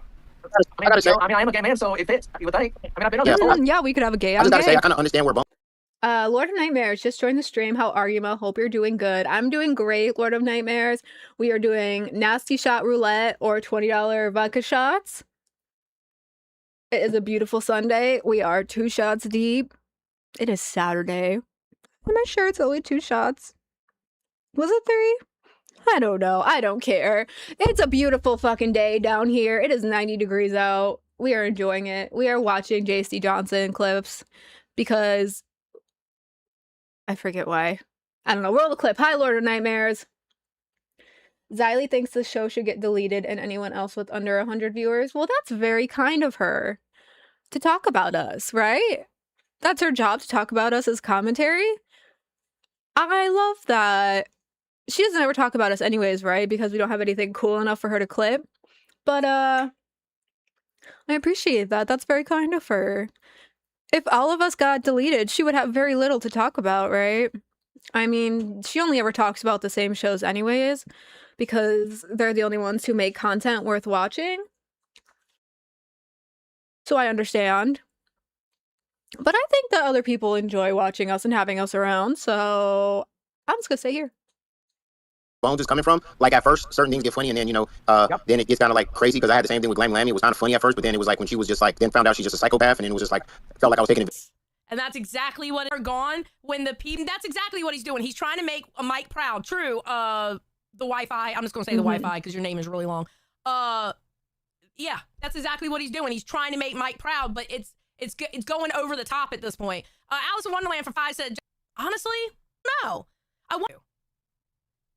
Understand where he's coming from, and if that's what Bones and Nick's decision is, that's what it is, So I just got to back him up. Nature's a good show, and whatever they want to do is just what they want to do. Because you got to understand, Nick has been taking advantage of you. It is what it is. But I don't even think Nick means. I'm willing to be on gay. I'm willing to be a part of gay. But Maui says, remember when that and Tina had said, I do. I know you call Nick all hours of the night more so than I do, but then you're telling him that you want to, eat yourself off the planet. It gets really scary because then you told Nick like you're going to do that to yourself if he doesn't have you on the show. So I think it's just been really uncomfortable. I hate when people do that. JC would not have been the first intern or viewer to say stuff like that, and it gets very scary when people approach you like that as a host and speak to you like that as a host when they're like, this is what I want to do as like an intern or like a helper. And you're like, okay, like I'll try to work that in, but it doesn't always work. But then they come to you and say exactly what Bones just said about like the yeeting and the deleting and this like that. it gets scary for us, right? Because how are we supposed to respond? How are we supposed to intervene at an appropriate level that, you know what I mean? Like, I don't even know how to phrase the question. It's not our place to have to deal with those things when, one, you don't even truly work here, but two, to put us in that position is kind of fucking rude. That's like a really blunt, brutal, disgusting way to say it, but it's also like a cry for help. And so you need to do like what Keem had said to Kalo when he was doing similar things, and it's like, go tell your therapist, go tell somebody, and not like this random person on the internet that you need help clearly just because this thing isn't working out, right? Don't just put it on this random person. Good morning, Evan. It's nice to see you. Lord of Nightmares. I scared myself and I said it was Sunday because I don't fucking remember. I don't know. Yes, happy Saturday. It's crazy that Xylee, the person who benefits entirely off of other shows, thinks she should talk about who should be on here. I agree. She always has done that though. When I first came in and I could not run OBS, you know, like very, very early on, because I picked it up quickly. She's like, what do you do? And that's like her question, right? Is what do you do? And I was like, well, you know, I'm doing these things with Ken. I'm gonna be learning OBS. I'm pretty sure I learned it that same day. I'm figuring it out. I was new to streaming, which isn't an excuse, but it's just the truth. And then later I asked her again privately, I'm like, do you think I'm growing at all? And she's like, I still don't know what you do. Which when I had asked her, I was pretty hurt by it the second time I'd asked her, because I felt like I had planned streams at that point. I had soloed at that point. My technical skills had like grown at that point. Like, I took it not personal, but I was like, okay, shit, I clearly still have some more fucking work to do if this queen content creator doesn't fucking recognize me, right? I took it so hard. It's fucking Xylee. Until she did the stream specifically, since she's been solo, where she said she isn't content brained. She doesn't understand even some of the tech stuff. She doesn't know how to set goals and make goals. And after she said that, I stopped being so fucking hard on myself. I stopped being so emo about it, because I'm like, girl, what? You can't preach how high and mighty you are from one side. Like, I get it, you're trying to be humble and say like you don't understand some of these things, but then you can't shit on other people for those things. I really don't think you can. I think you need to have more leeway to people, especially new people, about some of these fucking things. Especially like Jar Jar Sked, when you rely on those people for your content, for your commentary, for your reaction. And I think that that's fair. We all get it that you're like hard ass Xylee, but even hard ass Xylee needs these other people, even peripherally, right? Am I crazy? That tells you how much she relies on her docket. She does, and I think she has openly admitted that. But I also think it was a really good eye-opening moment for me for her, when she says like, I'm not content brained. I don't know how to set goals. I don't know how to do this. And I was like, girl, what are you doing here then? You're commentating. You did this one thing, and you have the balls to then shit on other people who are maybe struggling or going through like creative fucking dry spells about it. You know what I mean? And I'm not even trying to say she's a harsh commentator. I think she tells the story fucking amazingly. I love the way she sets things up. I like the chronological order of it. I like the way she like trickles it out. I think that does take talent. But then don't shit on the other people in the universe who are trying to figure out the regular content machine, like here in the LCU. Like, just don't do that, right? She works as a third-person narrator in the LCU, more of a detractor than anyone to me personally. You think she's more of a detractor than some people would say like Yo Mama's a detractor. Like, specifically that song that Tammy and Note made. I would say he's a detractor. Who's more of a detractor? You can't trust people with fake teeth. I don't know about that. That's a bold statement. Xylee has also said on Buzz that she doesn't like women, so there's that. Is that the beef? That she just doesn't like all of these women? I have heard her say, "I am just one of the guys. Like, I used to be a mechanic, like this and that. I used to like," before that, she used to be like dress up nicely for her job. Is that what it is?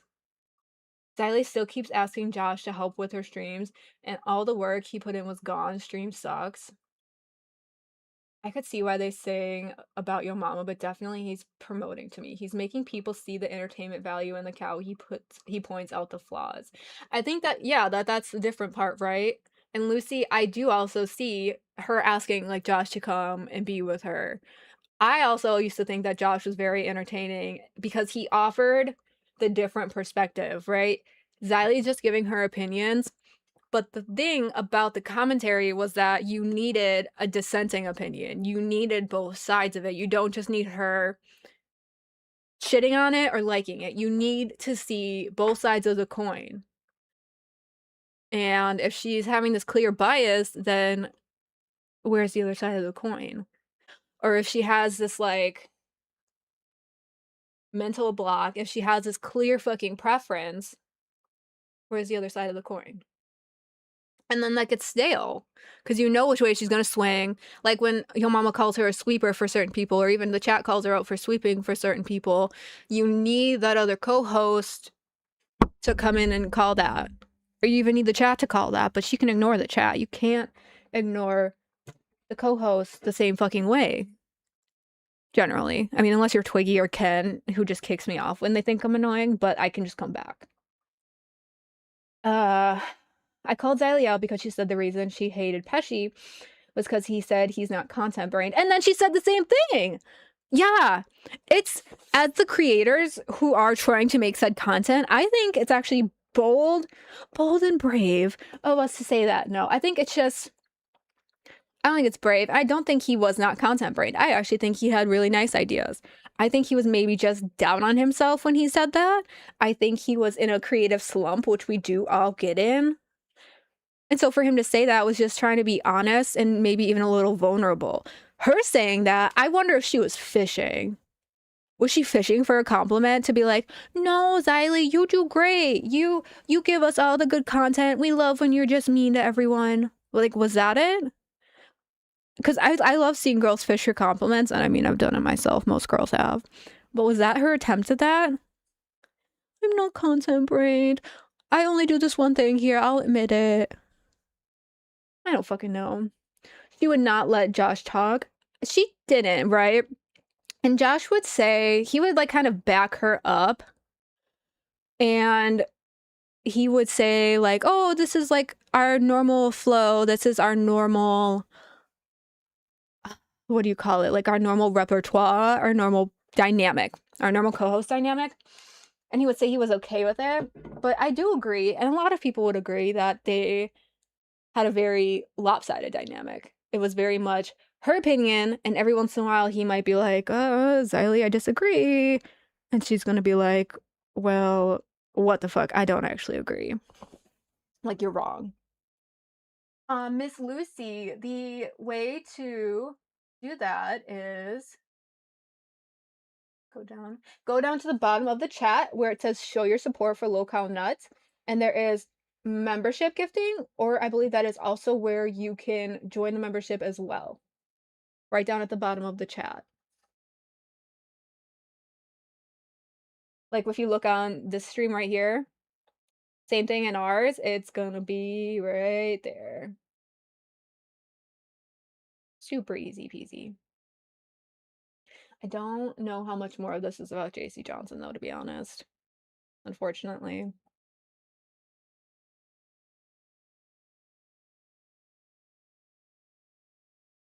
Is there a link? Actually, now that I'm thinking about it, let me check. Let me look in here. That's for the host. Here's the rules.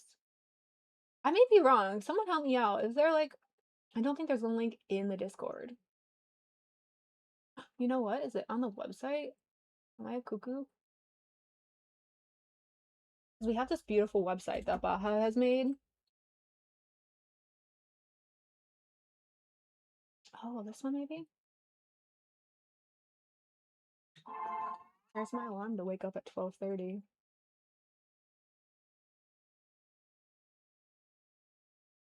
Let me go back.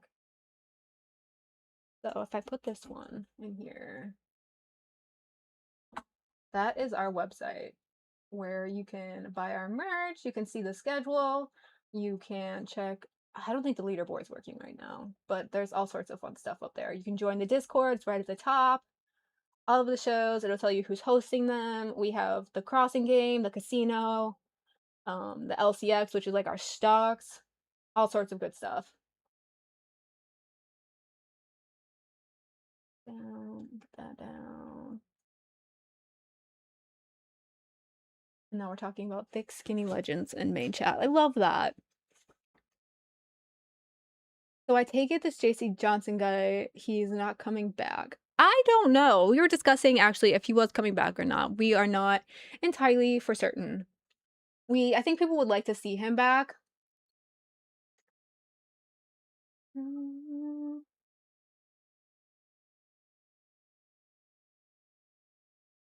Oh, that is interesting. Good morning, A Styles. How are you doing today on this lovely Saturday? This 92-degree Saturday. Okay, that's what the computer says. Let's see what the phone says, because my phone will give me the real feel.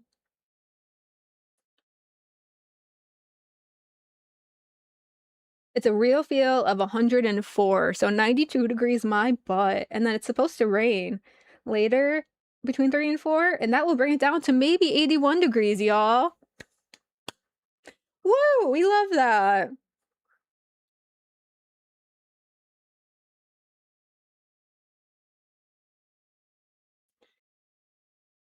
The heat down here, y'all, is crazy. Lord of Nightmare says, I don't like JC Johnson. He looks like a weirdo and not the good kind of weirdo.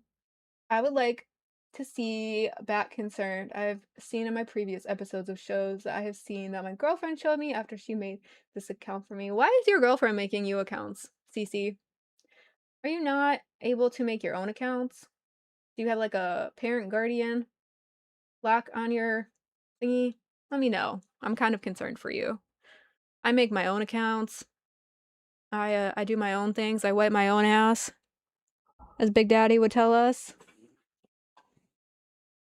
JC renewed his membership to Queens and said he's only coming back to renew. I don't think you even need to come back to renew. I think you can have auto renew on, right? And so you don't even have to show up for it, which I love. If you have auto renew on for nuts, that makes you one of my favorite people. I'm doing good. Just woke up looking for motivation to get up. Well, your motivation to get up could be coming to hang out on Nuts. You could do some nasty shot roulette with us, AC Styles. Pajamas and shot roulette on Saturday morning. Hell yeah, let's fucking get it. You're new to this YouTube stuff, huh? That's fair. Like the Lord of Nightmare says, don't shame him, Mel. My grandma made this account. Why is your grandma more tech literate than you are, Lord of Nightmares? And what kind of grandma is giving you the name Lord of Nightmares? Is she saying you're awful? Is she saying you are in charge of her nightmares? What? Come on now. Like, be for real.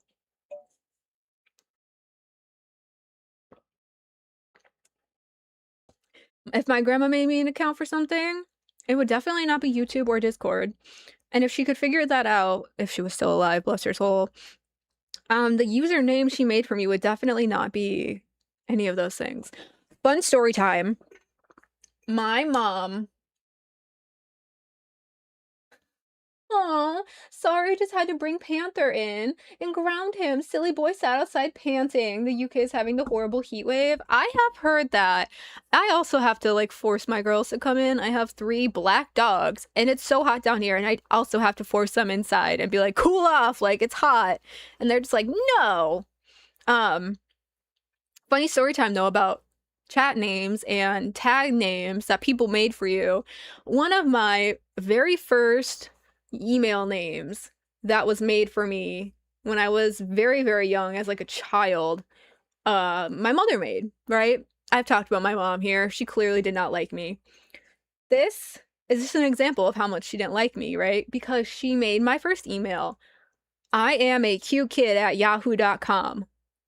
Now, if you see that as an adult, you're going to either think, wow, that's an actual real cute kid. And if I'm like a 3PDO type of thing, I'm going to go and like seek them out. Or a person might be like, that's a cop.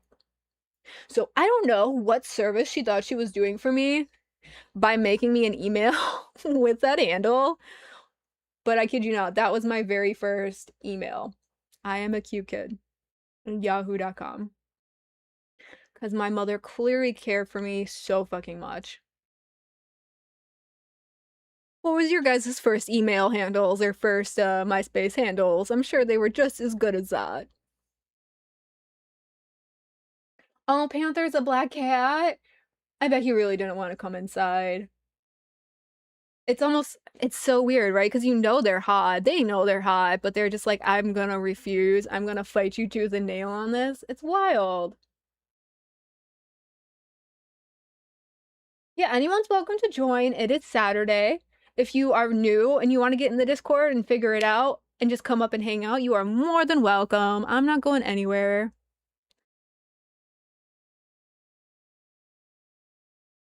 We can discuss the trauma of our early YouTube handle names or our our email usernames and do shots of pickle juice. Yeah, MySpace, I'm old. I turned 31 this year. Breadstick and I were discussing social media platforms yesterday, and he brought up one that even I don't remember that started with a B. And he just would not accept that he's actually 2 years older than me. He was trying to lie to me and say that because his birthday was like at the end of the year, that it made him only like a handful of months older than me. And he was basically just trying to cope and seethe that he's actually getting older.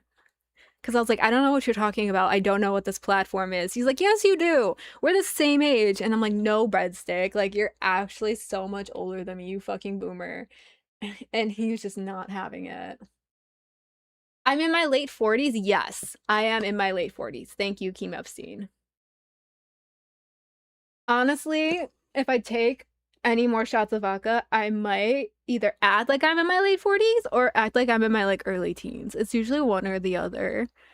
And I'm what, 3 shots deep right now? It's one or the other. And it definitely explains why I'm this fucking hot right now. Can we talk about Abby Cat being a terrible host? Yeah, we can. Yeah, we fucking can. Abby Cat, right? I like her. I liked her when she came in. I liked her at Fat Camp. The problem with her is a lot of the same problems the other host has, but she has not figured it out. She cannot stop moving, but in such a way that her mic picks it up, and it is so distracting. And I don't know if she doesn't have the Discord settings on or if she hasn't calibrated her mic things or whatever, but her mic picks up everything, so people find that distracting. She is constantly fidgeting with herself, like her earrings, her hair. I think I've seen her do like makeup quite frequently. And she's been here, again, just as long as I have. We got hired, I'm guarantee you, probably same day. Because that's the way Keem likes to run it, clean, like month beginning to end. She is so sweet, so kind. It's distracting though. And a lot of us are like that here. We all like to fidget. It is very hard for a lot of us to just sit here for 2 hours and just, hey guys, welcome to Local, fill in the blank. Today we're gonna have some fun and do some nasty shots and some really delicious shots. Like, that's not what you guys want, and we all understand that. But I think she takes it too far to the point where it's distracting, it's no longer entertaining, and people just don't dig it, which I totally understand. She has more potential to be in it, and if I don't if I recall correctly, she is one of those hosts that is still either on her phone or on a tablet. Like, I don't believe she's even on a laptop or a PC yet. Someone correct me if I'm wrong. She's still on her phone. Okay, I see it in chat. Perfect. You can have energy and still sit still. Yes, right? Like, you can sit here and just be like animated. You can like pitch your voice up or pitch your voice down, not have to sit here and do your makeup. It's something Keen does very well, actually. To have the energy, but still be like locked the fuck in. Something you can work on. Some people just don't have it. I get that for sure. Very distracting. Maybe just because she is pregnant, so she's uncomfortable 24/7. So I hate talking about like the pregnancy because I'm not even trying to bring it up in a bad way. I don't think she has been pregnant the whole time she's been here, right? But this is criticism or critique that people have been giving her the whole time she has been here, is like, focus on what you're doing, focus on like the chat, focus on the content, stop fidgeting with your earrings, stop fidgeting with whatever's on your desk, whatever is like next to you, in front of, like whatever, you know, lock in a little bit more, please. And just like something more. She was told in chat so many times that her chewing on ice, fidgeting, etc., and she was smug and said she didn't care. Angel is a great example. Chat has told her it was annoying. So what I can say to that, though, is it's a great example of a negative / poor behavior or poor performance being rewarded if Keem so chooses. I was fired because of a poor report card.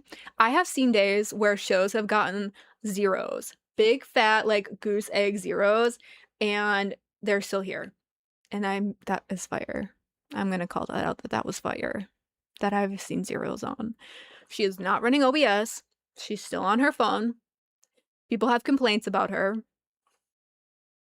And before Zio showed up, and also before Fupa showed up, they were not doing the best in viewership. She's still here. Never even talked about getting rid of her, had never even considered it. That's just how it goes here. The rules are made up, and we don't follow them anyways. I'm glad you guys are speaking on it. That's important, so that way other people know about it, even if they don't watch those shows. Because I absolutely fucking agree. Angel was so good. I mean, you guys are talking about her, though, like she's not here. She's still here. Angel's still on Babes with Lacey. They still... I forget who they go after now. But the lowcow.co is pinned in chat, and so we're going to check. Let's see. So, technically on a Monday through Friday, Babes is scheduled for B-Circuit during Buzz, so that would be 7:30 to 9. Is technically where they are supposed to fit in. So Angel still works here. She's just not on Queens anymore. Without Sour Power and Kalo, that show would be screwed. Yeah. They don't run their OBS.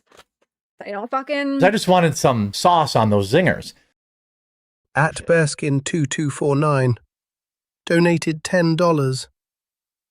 You've had a good break. Shot time. Okay. All right. Ugh. I like this version of Mel. Call it out, Mel. I mean, it's not something that hasn't been said before. No, Fire has never worked. If she cared enough, learn OBS. Fire has not worked, in my opinion, since Lila left. And on that...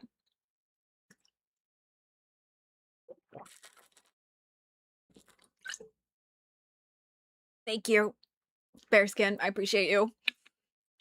That may be a controversial opinion. I'm not saying... I might need a White Claw to switch that up to soften that fucking blow.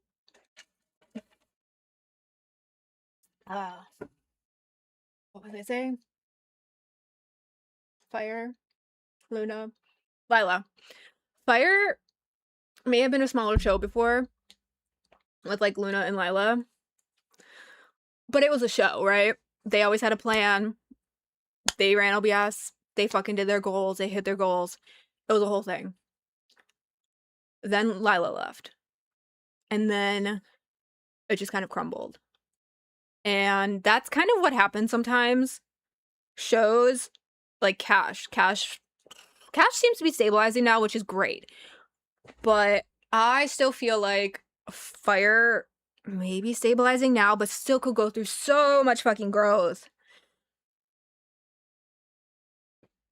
It just fell off because they allowed the lazy new people to not have OBS training, to not have any fucking equipment, to lose the host basics. We have an actual host handbook, right? And I don't think anybody even knows how to find it. It's messy. It's lazy. It's lazy. I'm just gonna stick with lazy. I don't like it.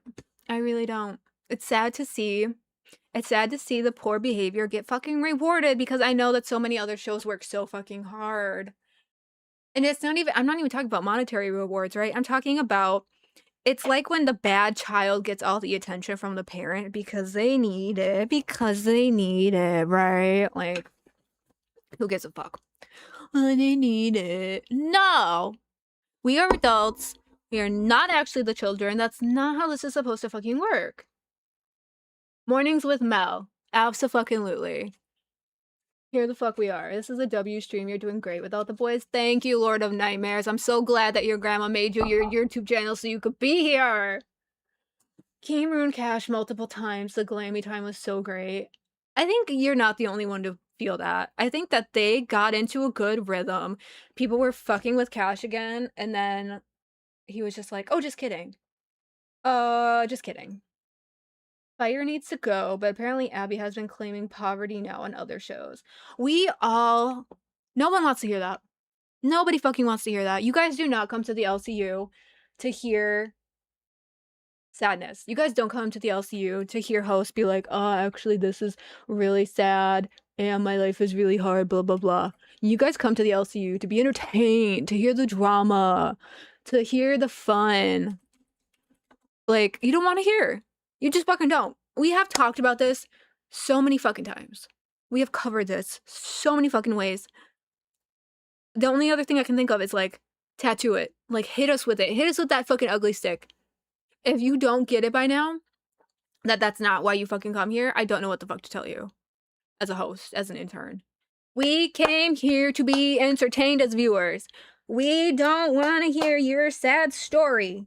So sorry, we came here to forget our sad story. So sorry. I am here to teach retarded people galactic history. Fuck yeah, Magitech. That's exactly it, right?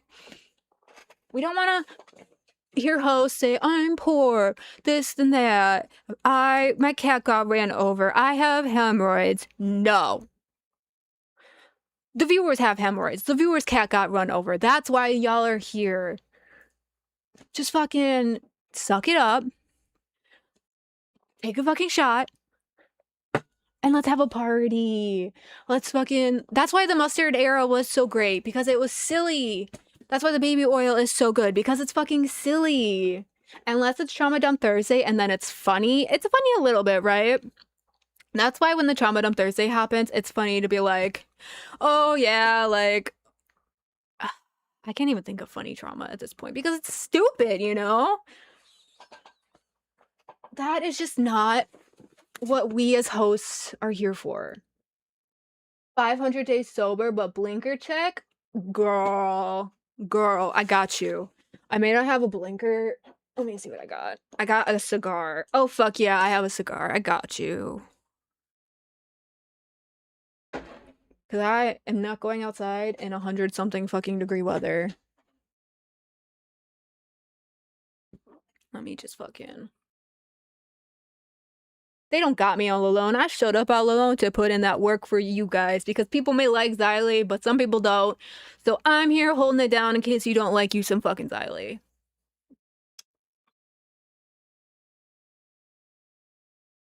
I was gonna be mad at myself if I slid that backwards, but I did it! Hell yeah, that vodka ain't got me yet. Yeah, but it's an everyday thing. It's not an everyday thing, like one day a week. Yeah, that's fine, and then shut the fuck up.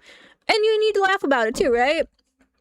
And you barely get one day a week, just barely that one. 5 minutes, maybe. Check out earlier shows where Abby says she needs to cry more. Tina says she will supply her with an eviction notice for donations. Get the actual fuck out of here. That is so scummy and low. No, you don't need to do that. Do your content. I'm gonna be way too drunk for this. Do your fucking content. Come up with content.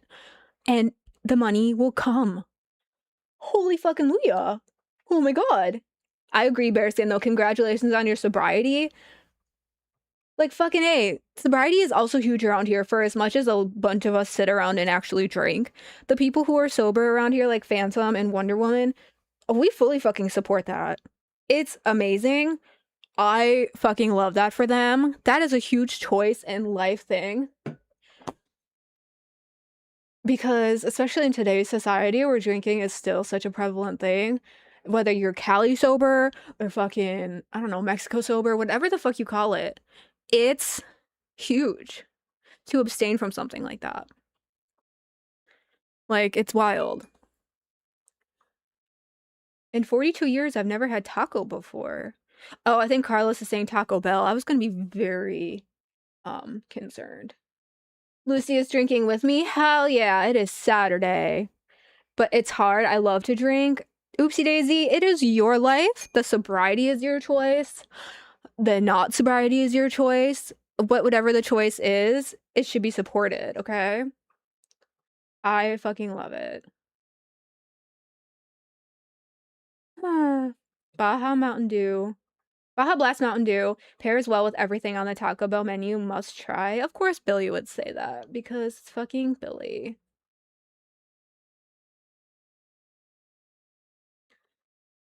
I don't know though. Actually, if you don't fuck with Baja Blast, I don't know if I fuck with you because I fucking love Baja Blast. And I'm having a Baja Blast with you guys here.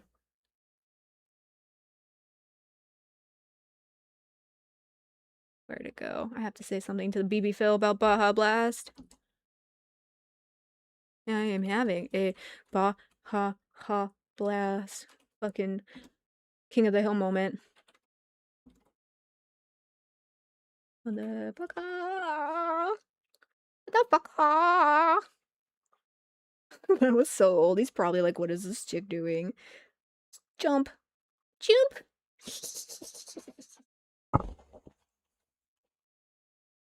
I love Taco Bell. Might order some later. Dude, order some for me. I've been Cali sober for over 5 years. That is the way of the future, I feel like, for a lot of people. And I don't blame you. I think that that's actually a super viable thing because THC has become such a popular product. And it's such a, like, a replacement for alcohol that I don't... Like, it's an actual viable option, right? So many years ago, it wasn't. Like, being sober and not drinking alcohol, you were kind of like the oddball out. People would be like, what are you drinking? And you'd be like, some water. And they'd be like, no, like, do you want some whiskey in your water? Or you have some vodka in your water? And they'd be like, what? Like, they'd look at you fucking sideways. It's fucking, I don't know. What do I think about the Tommy C situation? They basically kicked him out because they wanted Billy and Copper to come back. Is that how you think that worked? I don't know, right? I think that they were gonna... I might need an update on the situation myself. The way I understood it was Turbo and Tommy C were just suspended, but Turbo has been doing some fuck shit, and he needs to be gone and just stay gone, in my opinion.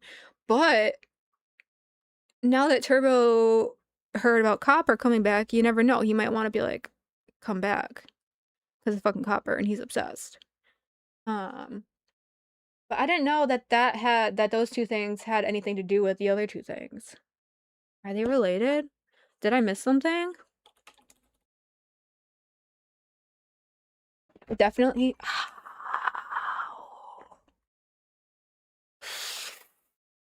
Okay. It definitely influenced their decision to come back, at least temporarily. On the same day Tommy got kicked out, Billy came back. I didn't know if do Billy and Tommy have beef, and do I not know it? Also, I had a question and now I forgot it. Copper and Turbo. I could see it affecting Copper's decision to come back, right? Because it's fucking Turbo. He's like a crazy stalker.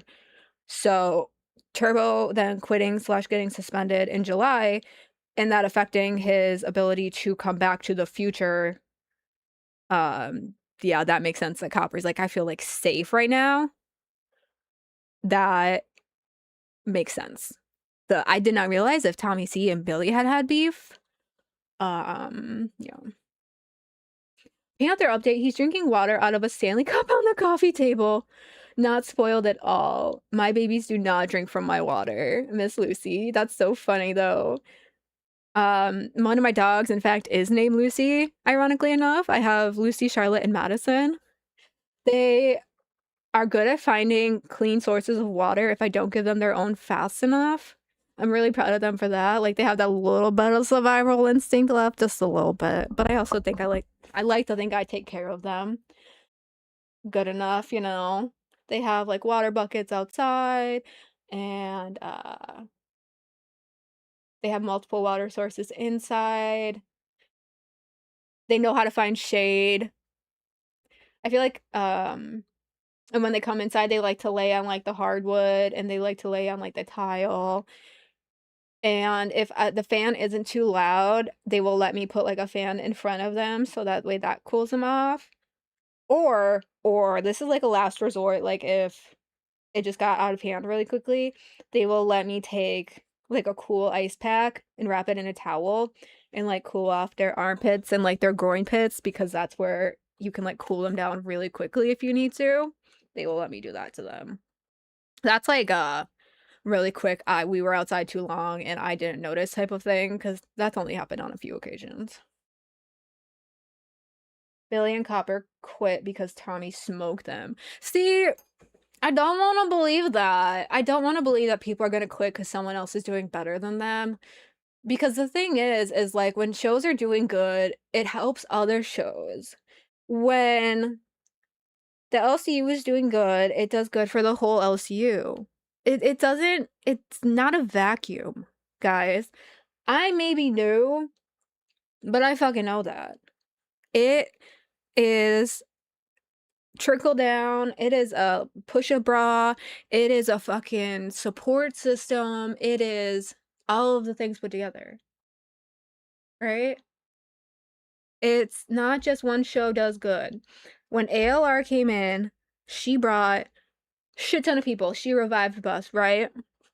But what happened is it dispersed to the whole fucking universe. It was good for everybody. When shows are doing good, they can take that to other shows. When shows are doing good, that does good in the YouTube algorithm, which is done good for the whole fucking universe. It is never a bad thing for anybody else if one show is having success. And I think it's normal. I'm getting analytical now that I'm getting crossfaded. It's normal for us to be jealous of somebody else's success, right? If it's not ours, or if we feel like slighted. But we shouldn't do that. We really fucking shouldn't. It's silly. It's a waste of time and energy for like just that jealousness. Unless you really want a waste of time and energy, because there is like that drama component of the LCU, which we have discussed ad nauseum today. Not doing better. Tommy made them mad and they quit. They got in fights. It's not about one doing better. I thought that's what someone meant or like had said. They literally said doing better. Okay, so like again, the fight is good for the universe because like content is good for chat, is good for the algorithm because YouTube loves that shit. Chat rate is not biased to what is being said in chat. Algorithm is not biased to if your video is getting dislikes or likes. It's engagement. Fighting is engagement. Fighting is telling the AI bots that something's happening, something's like exciting over here, right? And that's why Keem gets so upset when people will shut off their cameras, when people will leave, because it's cucking the content that could bring traffic, that could bring new eyes. That's why I think people sleep on the free things that help our channels, right? Like the likes and subscribing to each individual channel. You get the notifications, it helps with the algorithm, and these are free things that just kind of help the powerful YouTube overlords. They really fucking do, and they're fucking free. And books is good for the brain. It's fucking true, Bettina. The books is good for the brain.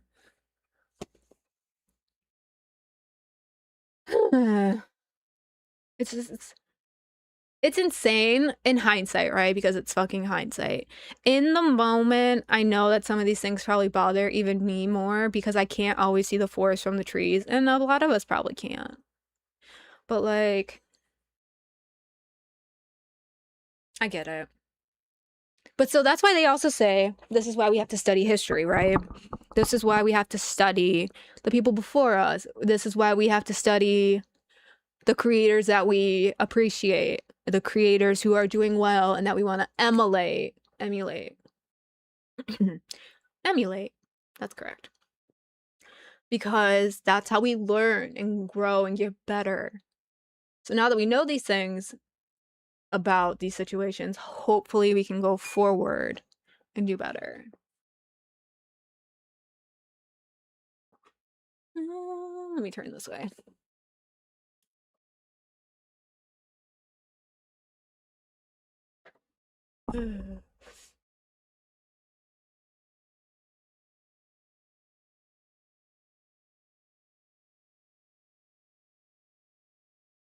Okay.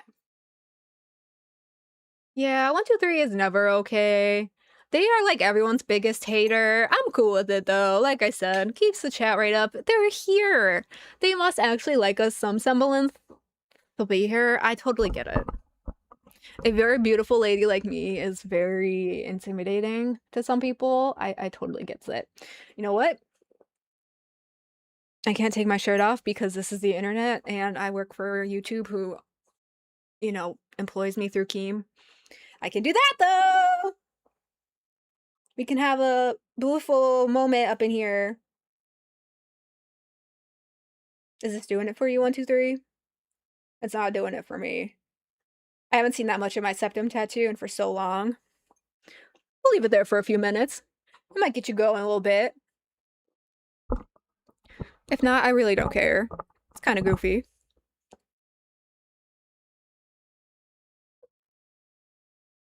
Badger Tech's gonna pop you like a balloon if you're talking galactic history. Now that I know what that is, I'm gonna go look at it too. Now that I'm actually involved. Bearskin, yeah, you take your shirt off because I'm not allowed to do that. My boss has said no. Galactic. I didn't know that this is what you wanted all along, and Phantom had to teach me that yesterday. Oh, why are these so long? Oh no, that one's quick. Bet. Fucking bet.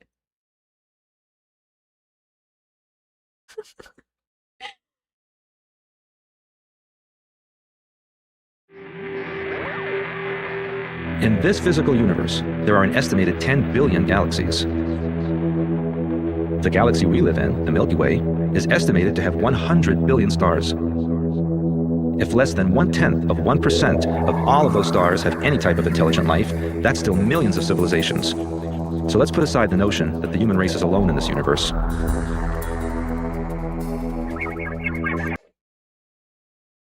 Have you ever heard?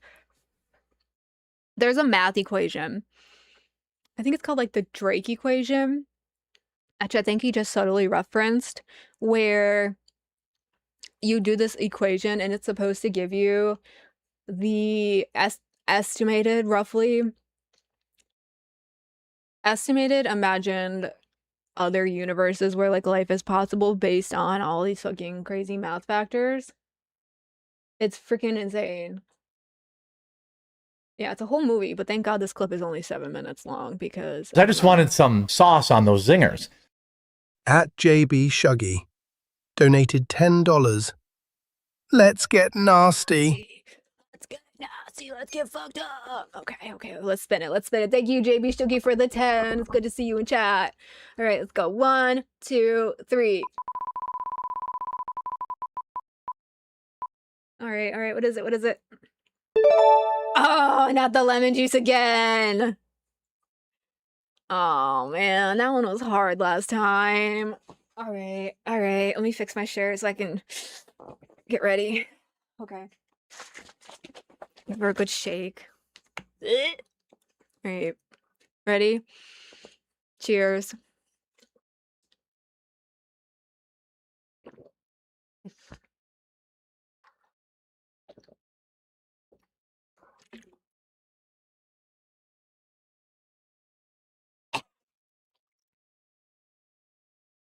Okay. It wasn't as bad this time. The last time I coughed so much, if you remember. I think that smoking actually like coated my throat enough to like protect me. So hell yeah, that was a good idea. Thank you again, JB Shoogie, for the nasty shot. Hell yeah. Happy Saturday. Mel is our substitute teacher. Does that mean it's good?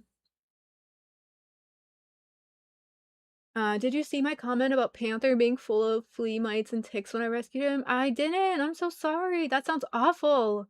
He had ripped off all his fur. That sounds horrible, but he at least sounds like he's a nice little spoiled kitty now, and I hope that he is not full of fleas and ticks and stuff. It doesn't sound like it. It sounds like he's loved now. My goodness. Yeah, that poor thing. Over 1 billion years ago, there was a civilization at the very center of this galaxy in a star system called Lyrae. We consider Lyrae to be the original home of all human life in this galaxy. The Lyrians were borderline physical, non-physical beings. They could phase in and out of physical reality. What? Borderline physical, non-physical beings. I'm not even drunk enough or high enough for any of that. Hold on. I can remedy that. It is on fast speed, but I don't think I can watch it on slower speed. It might lose me. I just don't think I'm high enough or drunk enough for it yet. So we're gonna focus. We're gonna lock in. I got this. Will. As angelic energy descends into physical reality, it enters a borderline state referred to as ET level. In contrast to an alien, who is a physical being residing on a different planet within this physical universe, an ET, short for extraterrestrial, is a borderline physical or non-physical being who comes from another dimensional space-time. A couple of million years ago, the Lyrians were visited by refugees from an alternate universe. This small number of physical beings, having successfully escaped the totalitarian system of their home dimension, eventually perished as a result of the physical strain on their bodies of suddenly switching dimensional frequency. The Lyrians had never before seen hard, dense bodies like those of their visitors. Their curiosity. Yeah, no, you lost me. Hard, dense bodies. Because what does it mean when you are like probably solid, probably not? But probably switching portal dimensions, probably not. What?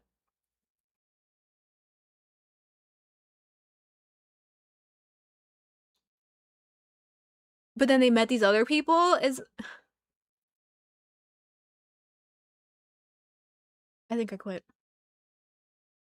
Curiosity with the sensations and habits of this physical state caused them to be enamored of it and increasingly stayed in this physical reality. And over eons of time, the Lyrians degenerated into more dense bodies themselves. In the Old Testament, this is referred to as the fall from grace. They finally found themselves entrapped exclusively within the physical plane, where they manifested as a tall, blonde-haired and blue-eyed people, with a subgroup of red-headed, green-eyed people who were considered to be their liaisons to spirituality, comparable almost to a religious community. Magitech, did you make me turn on some weird dog whistle shit? And I mean make. Like make. You've been on me about this since day one in Cash. Within the culture.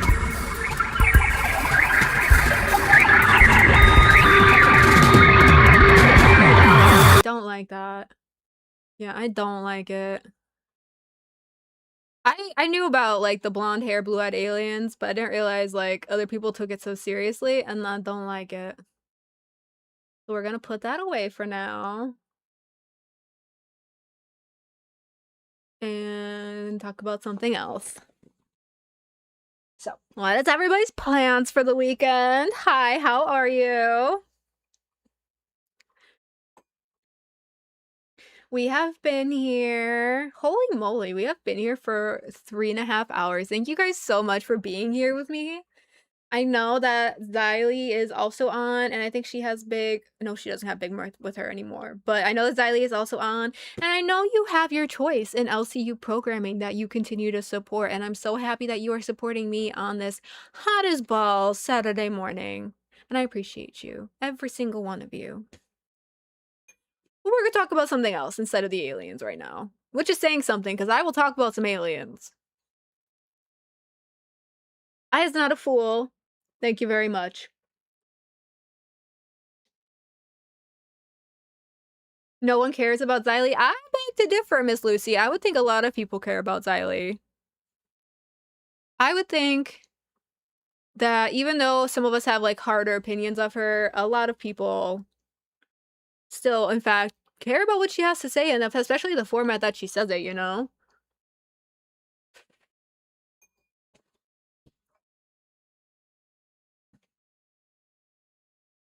I really hope that this month is fun for the LCU, right? It is a quiet month, and I really hope that even if new people don't come in, that a lot of us have fun.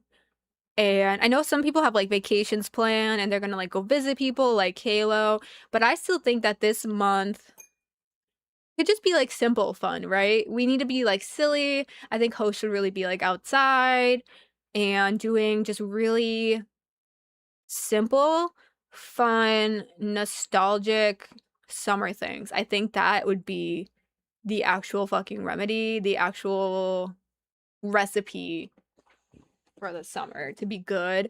Even to just get like a wholesome but good drama content, right? If that makes sense. I think that could be good.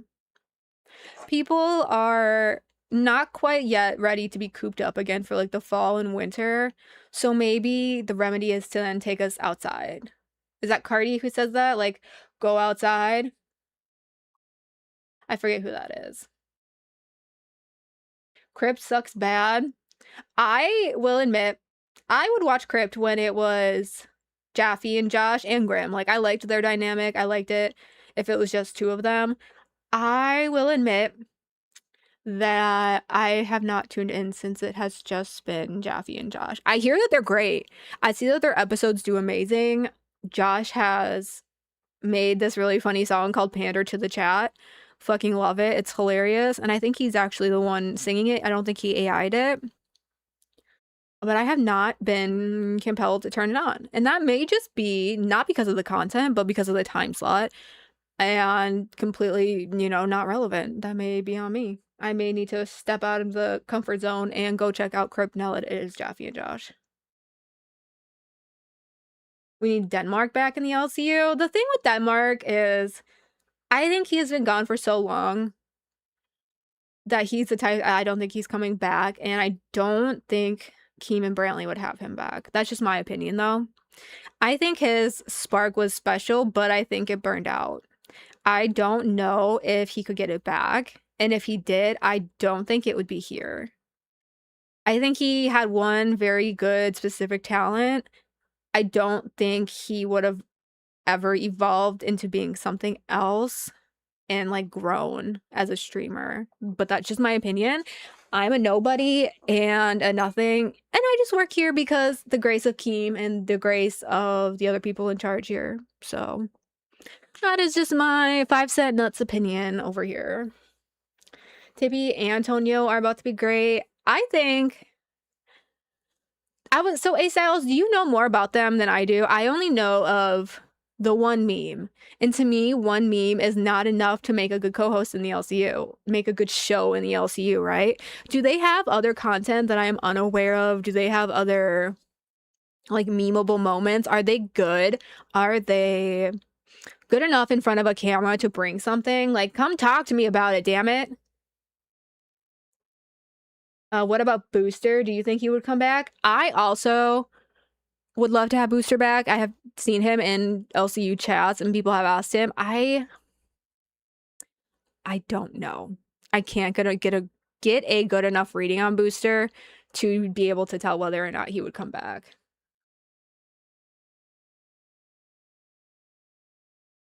Five minutes? Perfect. I'll be here. I'll open Discord so I can check waiting for you.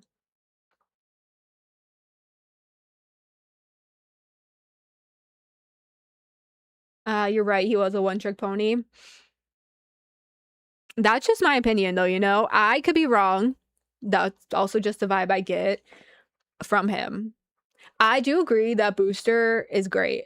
And if you're asking if I would want him back, yes. I think he was funny. I think he created good clippable moments. He created good, like, GIF moments, like ass crack. And you just fucking know, right? Booster was a good one you could rely on for ass crack. I do think, though, that the volatility in the universe hasn't just been personalities, right? It has been moments of instability because of TOS and things that we are not always in control of, like with YouTube. And it's almost scary to have people in who have moments with issues of TOS and stuff, because that could bring the whole universe down because it's all connected. So I understand when it starts to happen and it starts to bunch up into a more cumulative moment, why maybe from a business standpoint that Keem might be even hesitant to bring some of these people back if you have to worry about the same type of violations constantly. I understand that because he's a businessman, right, guys? And he's a fucking good businessman. And he has said before on streams that he knows people rely on him for money to pay their rent, their mortgage. He knows he employs people, right? He runs multiple businesses and he knows what it's like to have people really rely on this. This isn't some new thing. This isn't some side hustle. This is people's fucking bread and butter, bringing home the bacon thing. So he takes that very seriously. And that's why he puts his whole fucking foot in it. And I think some people forget about that because he is also so content-brained. But I think that both of those things together is part of what makes Keem great. I'm not saying this makes him a good or bad person. I'm saying that these are things that describe Keemstar. You know what I mean? Like, just in total. I'll do that. We'll do that instead. Booster got banned on Rain, and he had the chance to confront Keem, and he didn't. Like, recently? Dang, because that's usually where I saw him, too. Was, like, in range chat. Where else did I would see him? I think I would see him on either Gold or Gay. Like, he would pop in there, too, because they're kind of, like, in the same time frame. Damn, they were just like, fuck you, we don't even want your... Okay, that's fucked. The fact that Iceman is still in the ICU is diabolical. I need to check the announcements again. But I could have sworn he also got, like, suspended or something because he keeps no-showing and keeps not keeping his promises. So I do think he is in a little bit of trouble right now. We never know how long that's going to last, though, right? Like, that's a big thing around here, especially with Iceman and that double standard, you know, rules are made but not always enforced type of thing. And he's a good example on it. Oh, Brantley snitched on Booster after she made him break his Rubik's Cube. That sounds like something she would do. That absolutely sounds like that baby girl. She has a fucking wicked mind on her. And my opinion of her is ever changing because it's ever evolving. Like, you know, I hear new things about her and everything like that. And I don't know, it just went up a little bit because I kind of gotta respect it. She plays a fucking game and she's good at it. And I don't know where she even learned it from. Like, she must have had something going on before or just be naturally so fucking good at it. And maybe that's why her and Keemstar go together so well.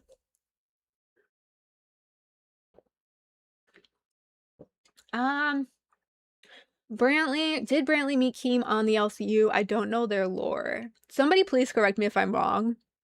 Because I've obviously heard this, like, second hand. I believe she worked for him in some sort of capacity, right? Like, otherwise, I don't know. Otherwise, I don't know where they would have met each other other than the LCU, but maybe that's how she worked for him. Somebody please let me know about that. This was way before I joined the LCU, so I'm probably way wrong. Hold on, let me turn this. Oh no. Oh, it didn't pick up on my mic. Damn it. Normally the thunder would pick up on my mic.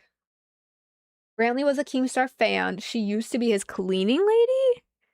Really? Is that true? I feel like she's so young though.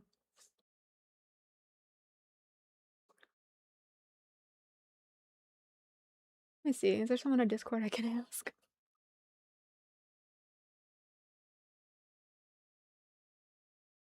Yeah, that would be really. That's exactly what I was thinking, Josephine. That would be kind of scandalous. Am I crazy? Let me ask in Maine.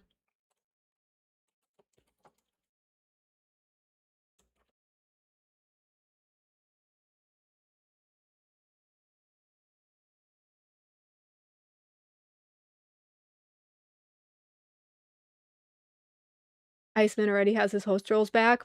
I could have just looked and asked. I'm goofy. But I know that he's also kind of like Cat Lady right now. He seems the type to be like, I'm gonna quit because I get put over here instead of over here, etc. He really seems like he's in that spot right now, which is weird. He has like one of those egos, but I also didn't see him doing that. Like that just feels off to his character, in my opinion. He is the type to me that he seems like he would work on any show with anybody just because. Even if he is going to be a problem and not helpful, he'd be like, fuck yeah, put me here. Fuck yeah, I'll go there. I'll fucking be their cow and I'll do their stunts. Like that was very much his energy until recently. And I know I'm not the only one to feel that. People have commented that his energy has been different lately. And I think it's been only since he's moved. And I know he has commented that it has to do with like the neighbors, and so we can't be loud. And people respect that, but it feels deeper than that, right? They say that he just doesn't seem very like Iceman. And I think I get that vibe. Does anybody else get that vibe?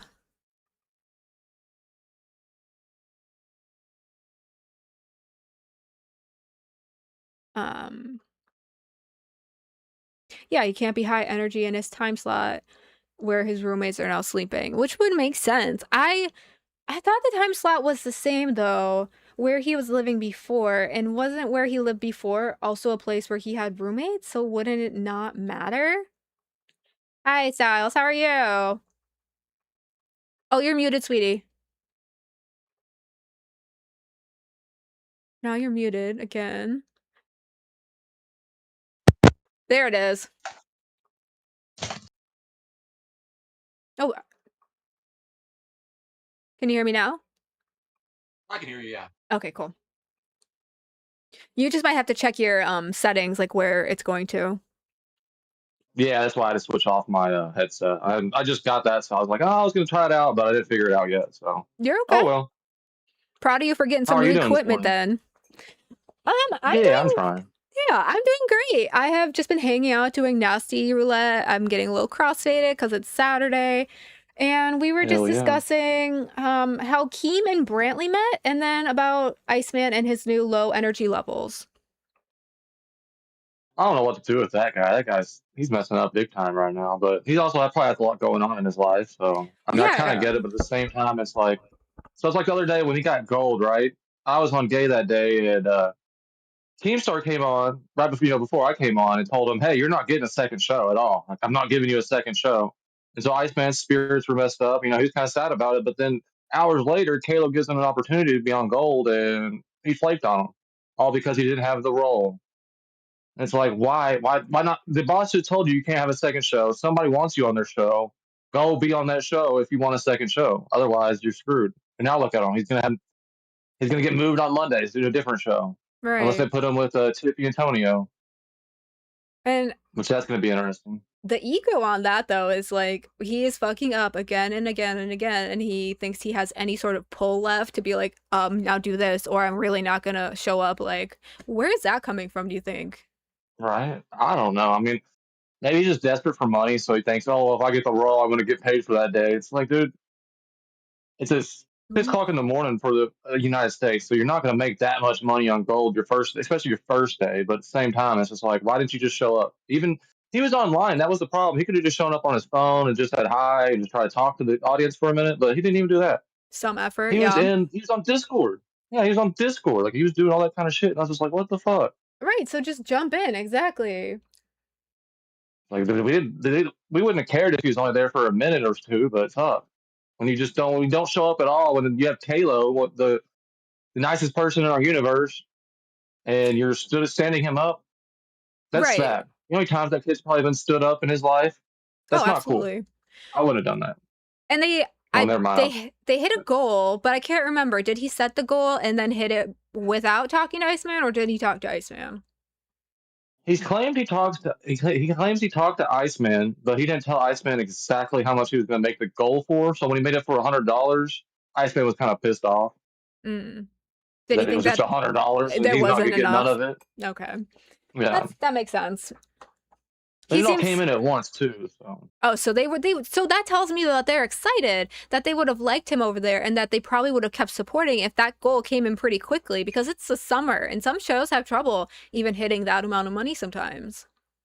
well, I mean, it was all Rosie. It was a one shot, $100 from Rosie. Oh, She dropped okay. $100.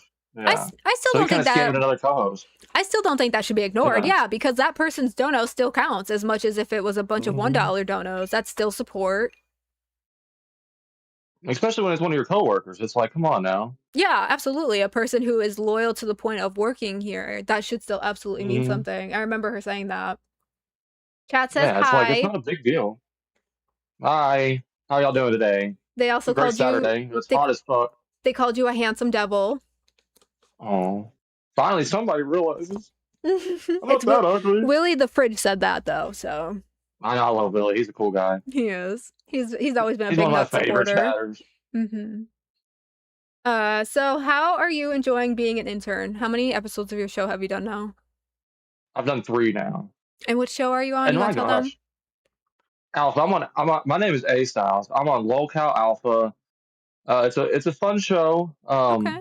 It's kind of hard getting my feet wet with those two because they just got their stuff together. They just got together. They just started working on their chemistry. So here I am trying to encroach on their show, but it's fun. It's not a big deal. We're having a good time. Sometimes that's better, right? Versus if they had found their rhythm and then also added you in. Now they just get the chance to add you right in. Right. Very good. Wasn't my first pick, but I, we don't get to pick things in this universe. So, What would have been your first pick? well, honestly, like, okay, first pick probably would have been gold, but obviously the time slots didn't work. Now after the fact, after everything, all the dust settled, um, I probably want to be on Rebel because I mean that's kind of a funny story. Like, I get an internship, Cat Lady quits, I go on her show, the one show that she wanted me on. I just think that's a funny story. Like Melanie a doesn't poetic like, justice. yeah, and Melanie doesn't like me, and maybe I'm thinking that maybe if I'm working with somebody that doesn't like me, I'm actually do have a little more fun because we'll go back and forth. But Right. it is what it is. I think that's where Iceman's going to end up. So let him have his fun on Rebel. Lucy says Kayla was completely lost and let down. A Styles, you have to admit W to Twiggy to help Kayla. Oh yeah. Sorry. No, you're exactly. So to that point, I think as soon as Gold was over the other day with Twiggy, I literally went on the Discord and I was like, "Hey Kayla, I'm sorry for whatever happened making your week hard this week, but you just ended up with the best co-host you possibly could get." So it all worked out in the end. They keep telling me I need I'm to the only watch person that the VOD, and have you watched Go it? ahead. I watched parts of it. I didn't watch the whole thing. It looked like they had fun. You could tell Twiggy was kind of tired because it's all a spur of the moment thing. It's not like they've had a week to prepare. It was like Yeah, he's one on night. gold and he's on gold the next day. Yep. Yeah, and that's an early shot. Is it And very early? That's kind of hard for him. Yeah, I don't know how that's going to work for him. He works all day, and then he comes home and does our show too. Exactly. He is working a long day. that's what I'm thinking. It's like, man, honestly, it's gonna be hard for him, but I'm excited to see it. Mm-hmm. People seem to be You know, too. he's one of my favorite. Yeah, I mean, I didn't think, I never thought about that combination. And then once it, got announced, it's like, why didn't I think of that? That's actually a really good idea. Those two together, it's Honestly, like perfect. I love an uncommon pair that does really well, like the AMAC and Sweet Tea, where you may not have thought of Oh it, my god. but all of a sudden it's just like magic. I absolutely agree that it's Mhm. awesome. That's what sucks about the whole AMAC and Sweet Tea thing is before that I wasn't, wasn't a huge fan of Chubby's. And so I probably talked a lot of crap, so AMAC doesn't like me now. But now that I see her on Fluff, I feel so bad because she's actually really good at what she does. I think Same thing with Sweet Tea's always been good. you can change your opinion though, because AMAC with Angie is gonna be very different than AMAC and Sweet Tea. So it's like your opinion can change, and that's valid. They're two Right. different shows. Well, I didn't. And then, one of the things when it was this like months ago when I went at Chubby's, I was just like, well, that's because the whole Pesci situation, but I still went at them. But I didn't consider the fact that she's on the West Coast and it's like 3 a.m. for her. So no wonder why she was tired at 6 a.m., Yeah, and then she also still has to go and do her IRL, so maybe it's Right. easier for her to do the show after that type of day. But Fluff is such a good show. Oh my gosh. They It's just probably like my top 3 work. shows. They really It does. do. It's so crazy. It's one of those things Like, I'm that jealous. you just get those good I wish I had that pairings. chemistry with somebody. You Yeah. never know. Sometimes chemistry between hosts happens as the show goes on and you get to know each other. Mm-hmm. And sometimes it happens just Makes like right off the cuff. It's just magic. It's one of those things. Mm. Because you still seem like you're Yeah, kind it's of hard. nervous, and once the nerves go away and once you kind of like find your feet, you may change completely as a host too. Right. And I know that. I wasn't expecting this to happen this soon. I was really expecting to do this on August 1st, but the fact this is the one thing I love Keemstar, but oh my gosh, I literally knew. I was watching him, be upset about gold, and I was like, "Don't say a word, don't say a word." And finally, I was like, "You know what? Just say it." All I said was, he was like, has gold been that bad this long?" And all I said was, "Yes, unfortunately." And then 5 minutes later, he's like, "Hey, Styles, get the fuck up there." And I'm like, "Okay, I'll do it." And then 10 minutes later, I'm intern. Do you happen to know the story of how Kimmy got moved off of Rain and onto Crypt? That's a huge reason why I did not want to respond to Keem, because I knew that was going to happen. Yes, exactly. Sometimes you can have the purest of intentions, but saying something to the wrong person will have like this weird adverse effect around here. And it's so, I don't know. I can't explain it. I don't get it either. Yeah, it's so weird. You have good intentions, you were trying to do the right thing, and then it's backwards. And you literally probably Right. feel so confused. Well, just imagine being on Locale Live and actually getting the host role for like 30 minutes and then getting banned. That was pretty intense. It's yeah. You know about that? Wait, who going for 30 minutes and then getting banned? Me. I was on Locale Live on Mother's Day because I was on Jester's server talking shit about Live, and then Keemstar's like, "Here's the keys. Go have fun." And so I go on to, I had a host role and everything. So I go on to Live, and I got ramrodded, and two Voldemorts, they put out a good goal to get me banned. So I got banned for a month because obviously I was bad, not live material, but it was still a fun time. Why have I not heard about this, or like why did I forget about it? Because the Voldemorts left and everybody's like trying to move on. Maybe. It was like it was one of those things. It's like when it happened, it sucked because I was like, I don't want to be gone, but actually spending a month off, it helped a lot. Like I was able to take some space. You stop look being healthier. Stop being a douche. Thank you. I try.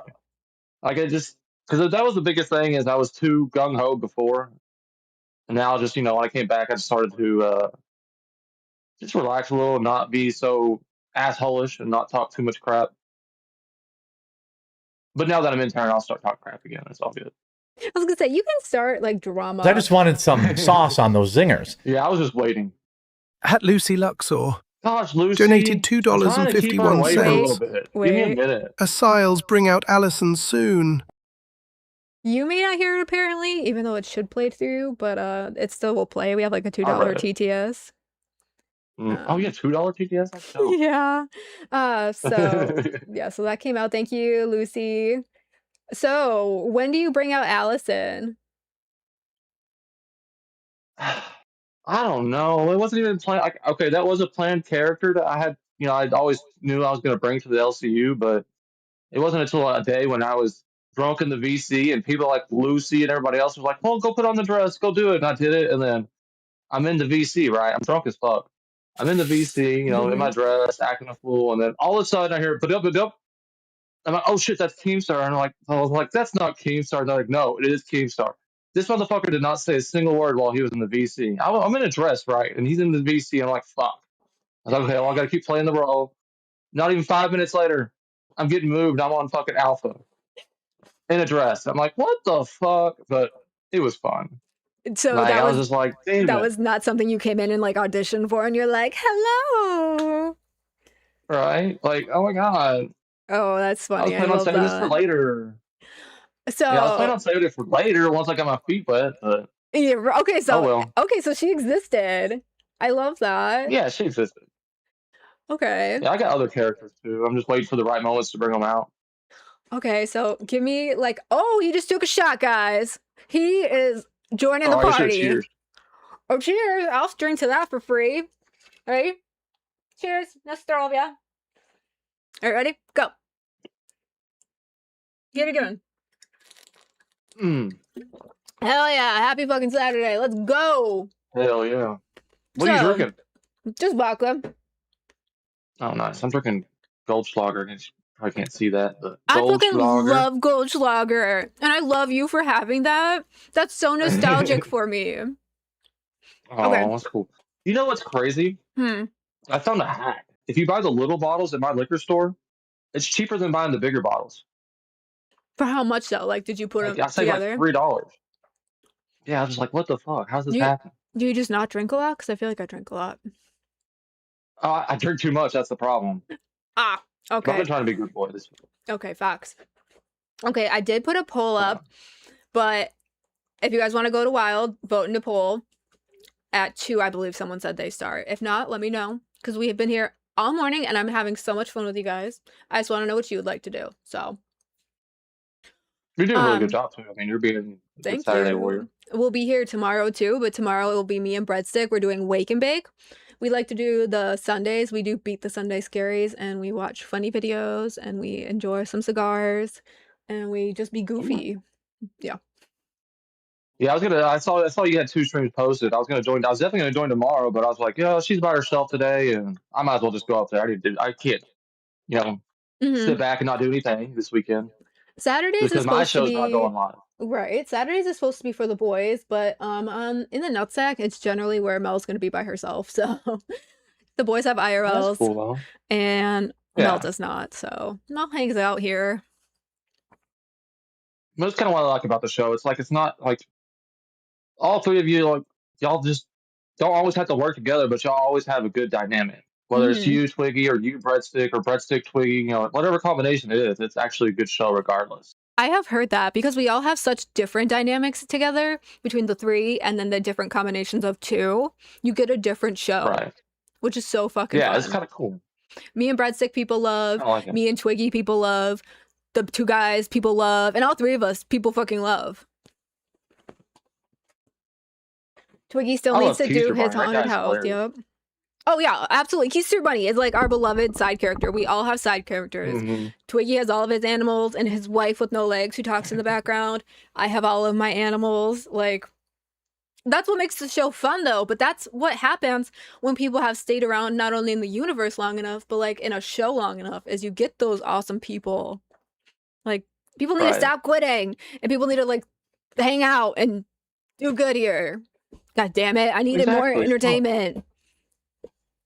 Exactly. Like, especially right now, it's like maybe August 1st, this shit tightens up a bit, but right now it's like the perfect time. It's like, hey, just come in, have a good time, and maybe you'll make the cut August And 1st. practice. Yeah, this is the best fucking time to do that. I don't know why people don't understand that.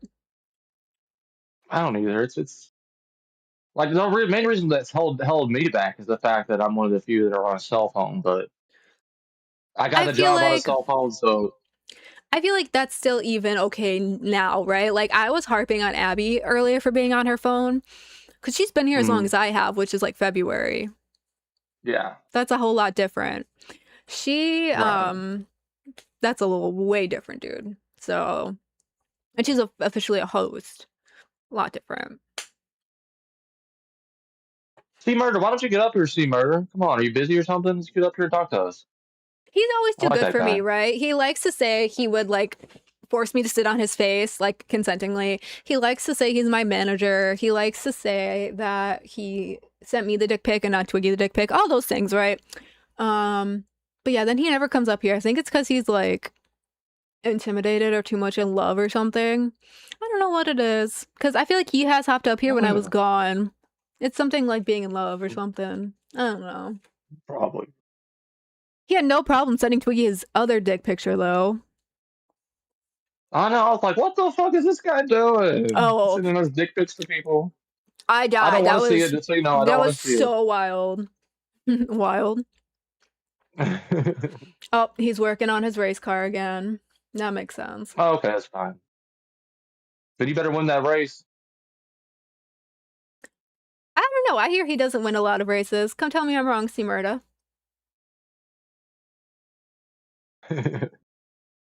Like you don't have to be on. You can just be on your phone. You don't have to. This is a Saturday. You don't have to be looking good or anything like Oh, that. I'm in my pajamas, and this is how I came to the Exactly. show. Look how wild. Wild. Dang it. Is there not a space? How do you feel about that show? How do you feel about that dynamic? It's different. I actually really like it. It's again, it's a different Yeah, it's not one, bad.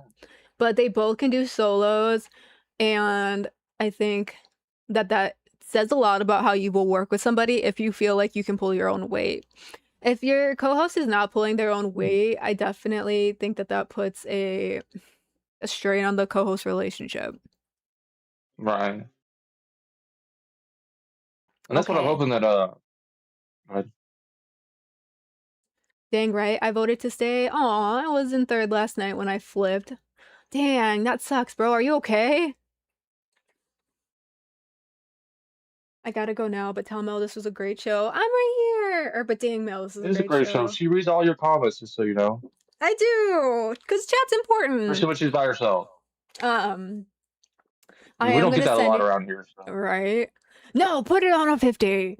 I am gonna send you guys to Wild at 2. You guys have been so great and with me all morning and supported everything. It's been fucking amazing. I know when I looked at the thumbnail, I decided yes, I was gonna go with the chat and send you because Glammy came and showed us this game she was working on that she built all by herself. And I think that that's what they're doing today, and I don't want you guys to miss out on that. Yeah, like she built this digitally, and it's really cool. She played it with us last night on Nuts, me and Breadstick, and I think you guys will really enjoy it. So I don't want, y'all have to pick between me and her because I think Xylee is also still on. I think you'll enjoy the game. And that's another person that I just didn't like until she was on live, and I was like, holy shit, she's actually pretty fucking hilarious. People And I watched either Cash. I mean, I'm a huge Cash guy, so the show I'm and a the huge Cashy co-hosts guy. make a difference. People either hated Right. me or loved me with Ken, and then soloing potentially changed their opinion because solo is different, and then Babe potentially changed their opinion, and then me coming back and being on Nuts. Again, all just different fucking dynamics.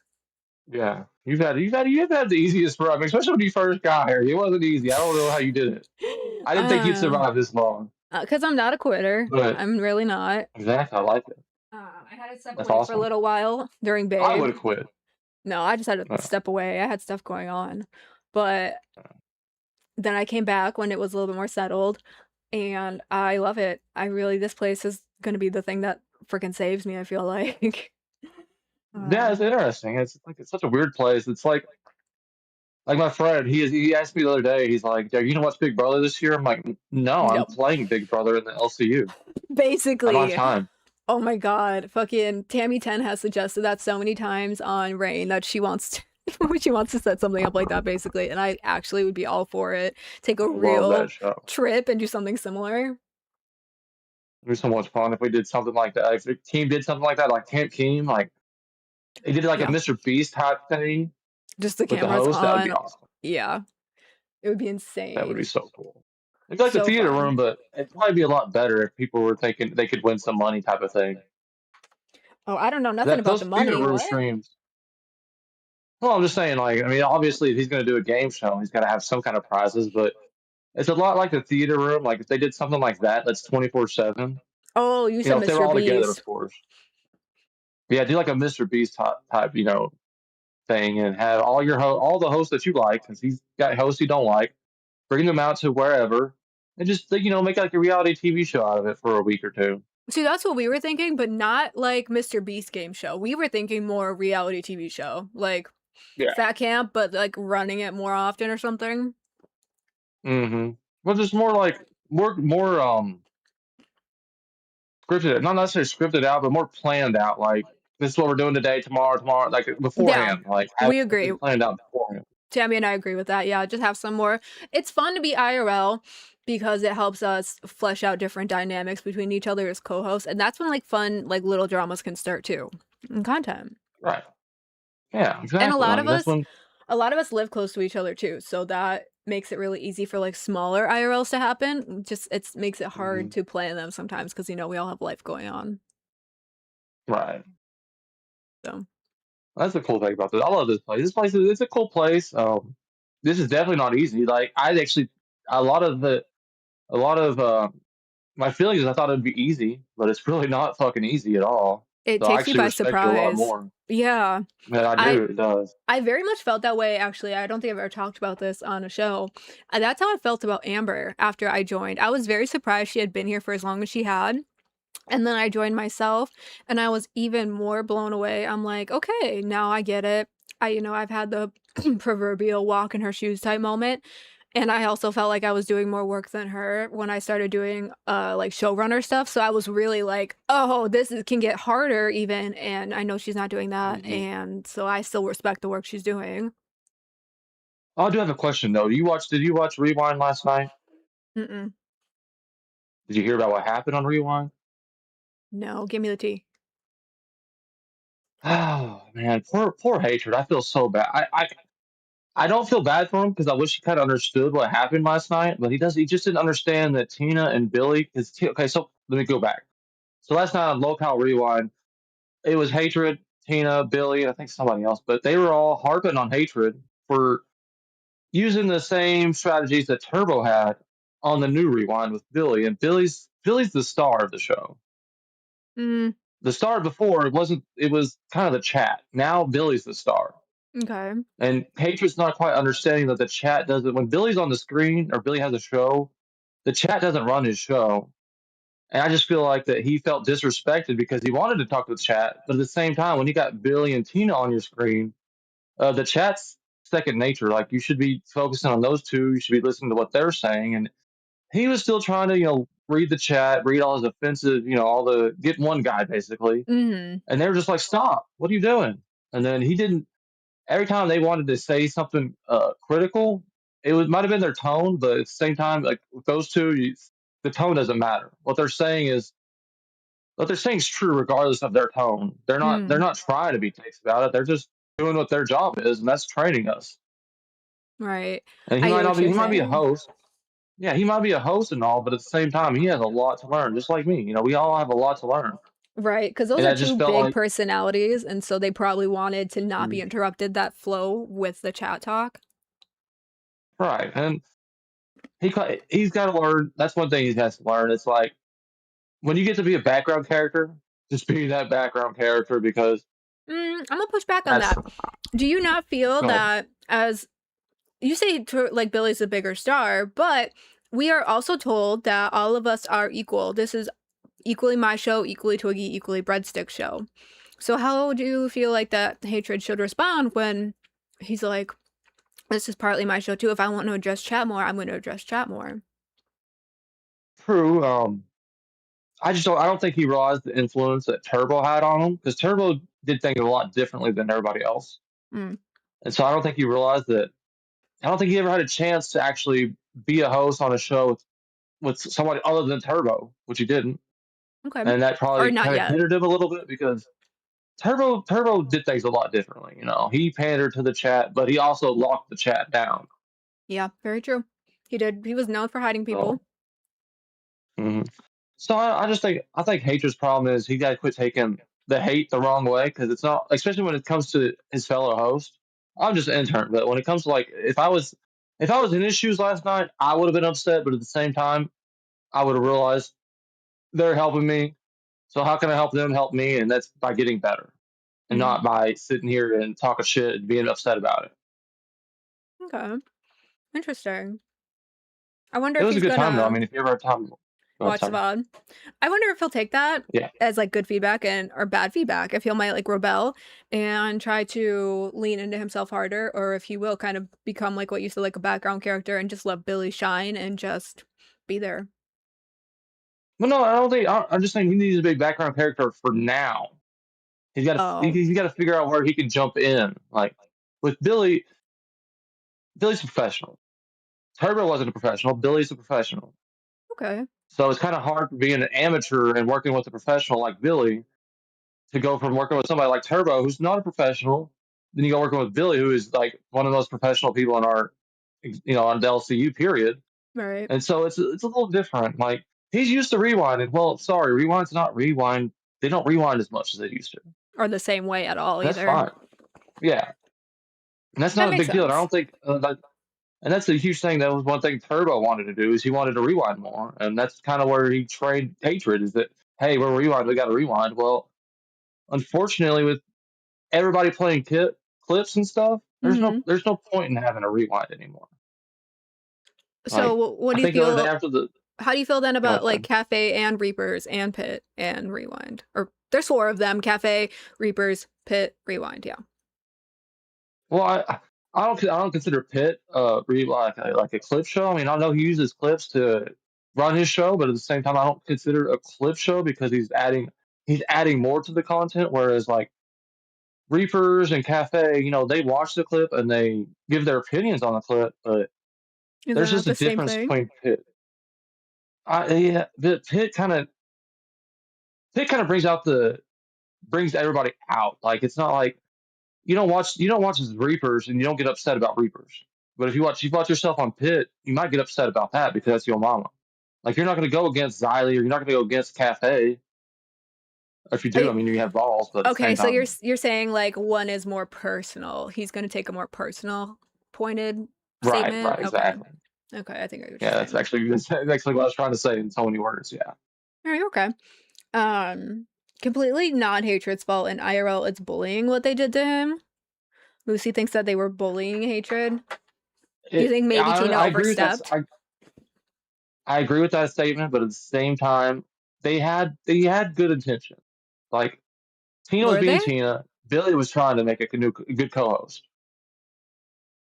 Was he though? If he was just like going with what Tina was saying, or should he not have been like?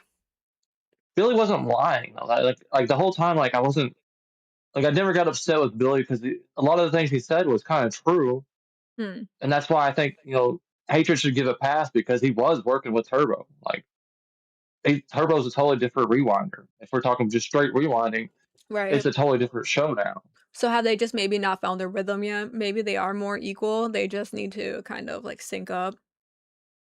Yeah, I just think Hatred needs to quit worrying about the hate. Like honestly, like hate's gonna happen regardless, whether you like it or not. You're gonna be hated here. Yeah. That makes sense. That's not a bad thing. No, it's not. Like I was saying earlier, and I will forever repeat it so it doesn't get forgotten, was great advice by Lacey Bops when I was still an intern, is it's better to be hated or loved here. It sucks to be forgotten. Don't be fucking forgotten. Exactly. So. Exactly. That makes a lot of sense. Let's see. So what do you have planned for your show this week coming up? I don't have anything planned because honestly, that's what sucks about being me and the show that I'm on is I don't know how much they talk privately, but I haven't got show plans or anything from them, which is fine. I get it. That's not a big deal to me. But at the same time, it's like the other day we did Would You Weather, and it's like, okay, if you told me we were gonna do Would You Weather, I would have had some good shit planned. But y'all Okay. Are sprung you? this on me. So how am I supposed to have something good planned when I don't know what y'all are doing? That's valid. Are you guys like in a group chat at all on the Discord or?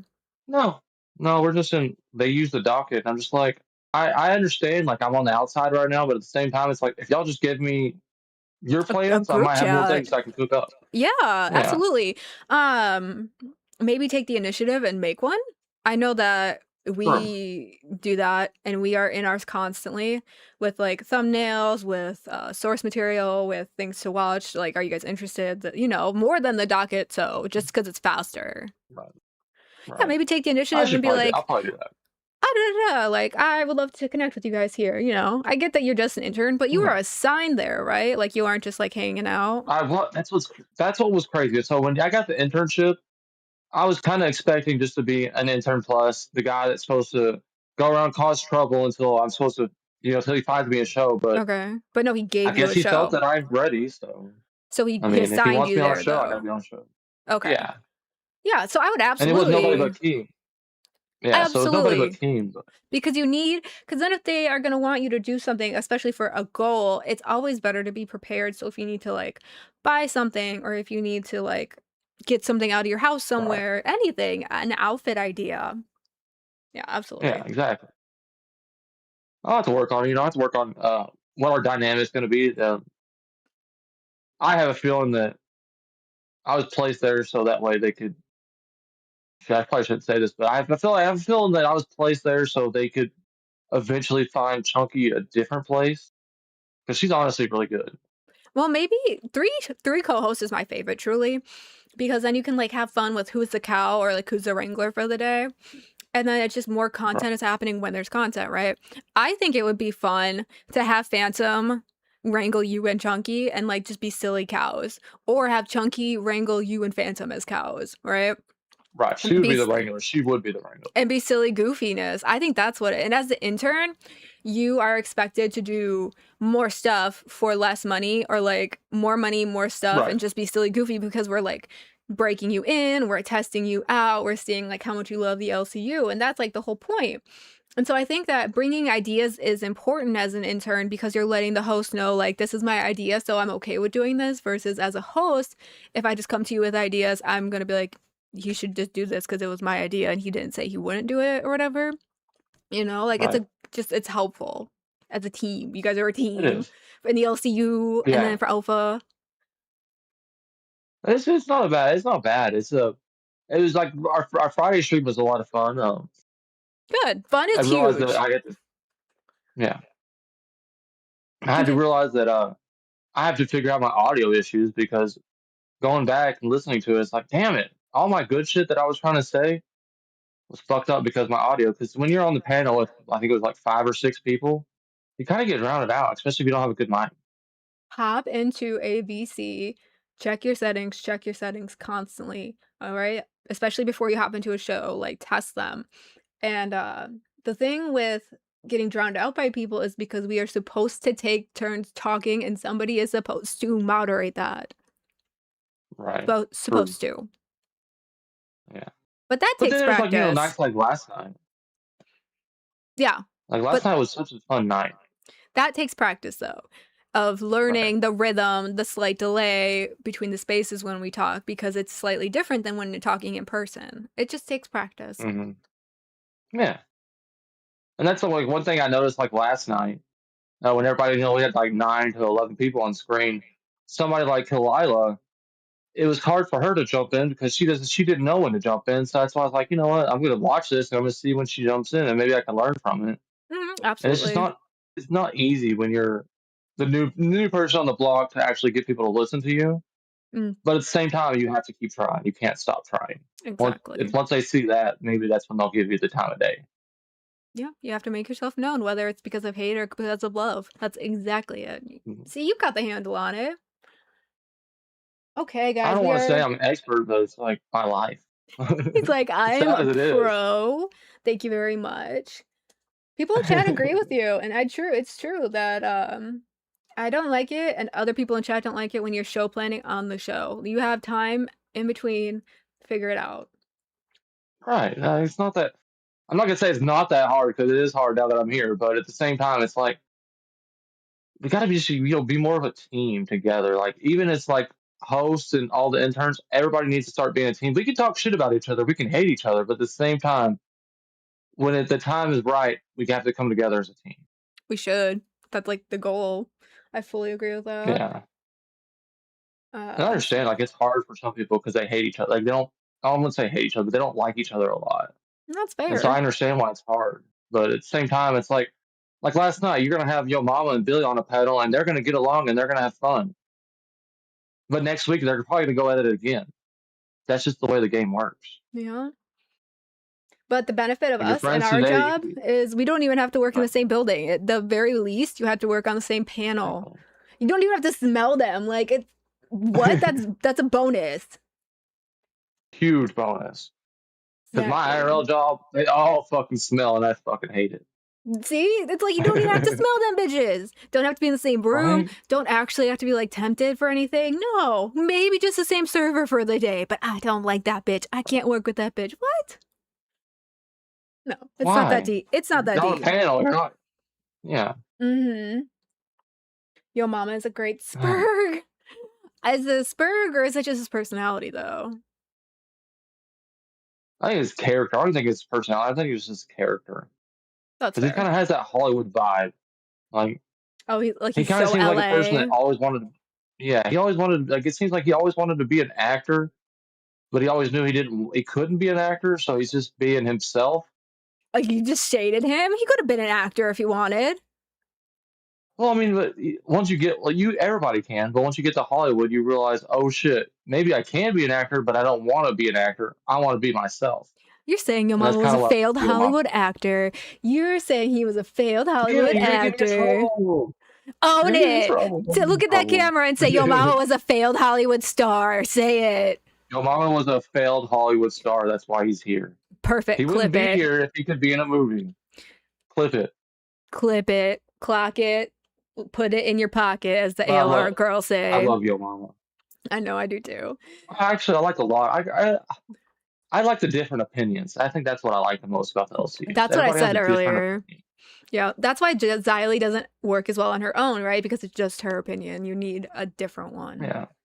But it is I miss Josh. 2:01, guys. I am going to send you off to Yes. Wild. Please go and say hi to Glammy and Tech for us. Show them some love on the game Glammy made. And have a great weekend. And I'll see you tomorrow for Wake and Bake with Mel and Breadstick. Well, bye, everybody. And thank you for having me. Absolutely. Ace Dolls, you can hang around for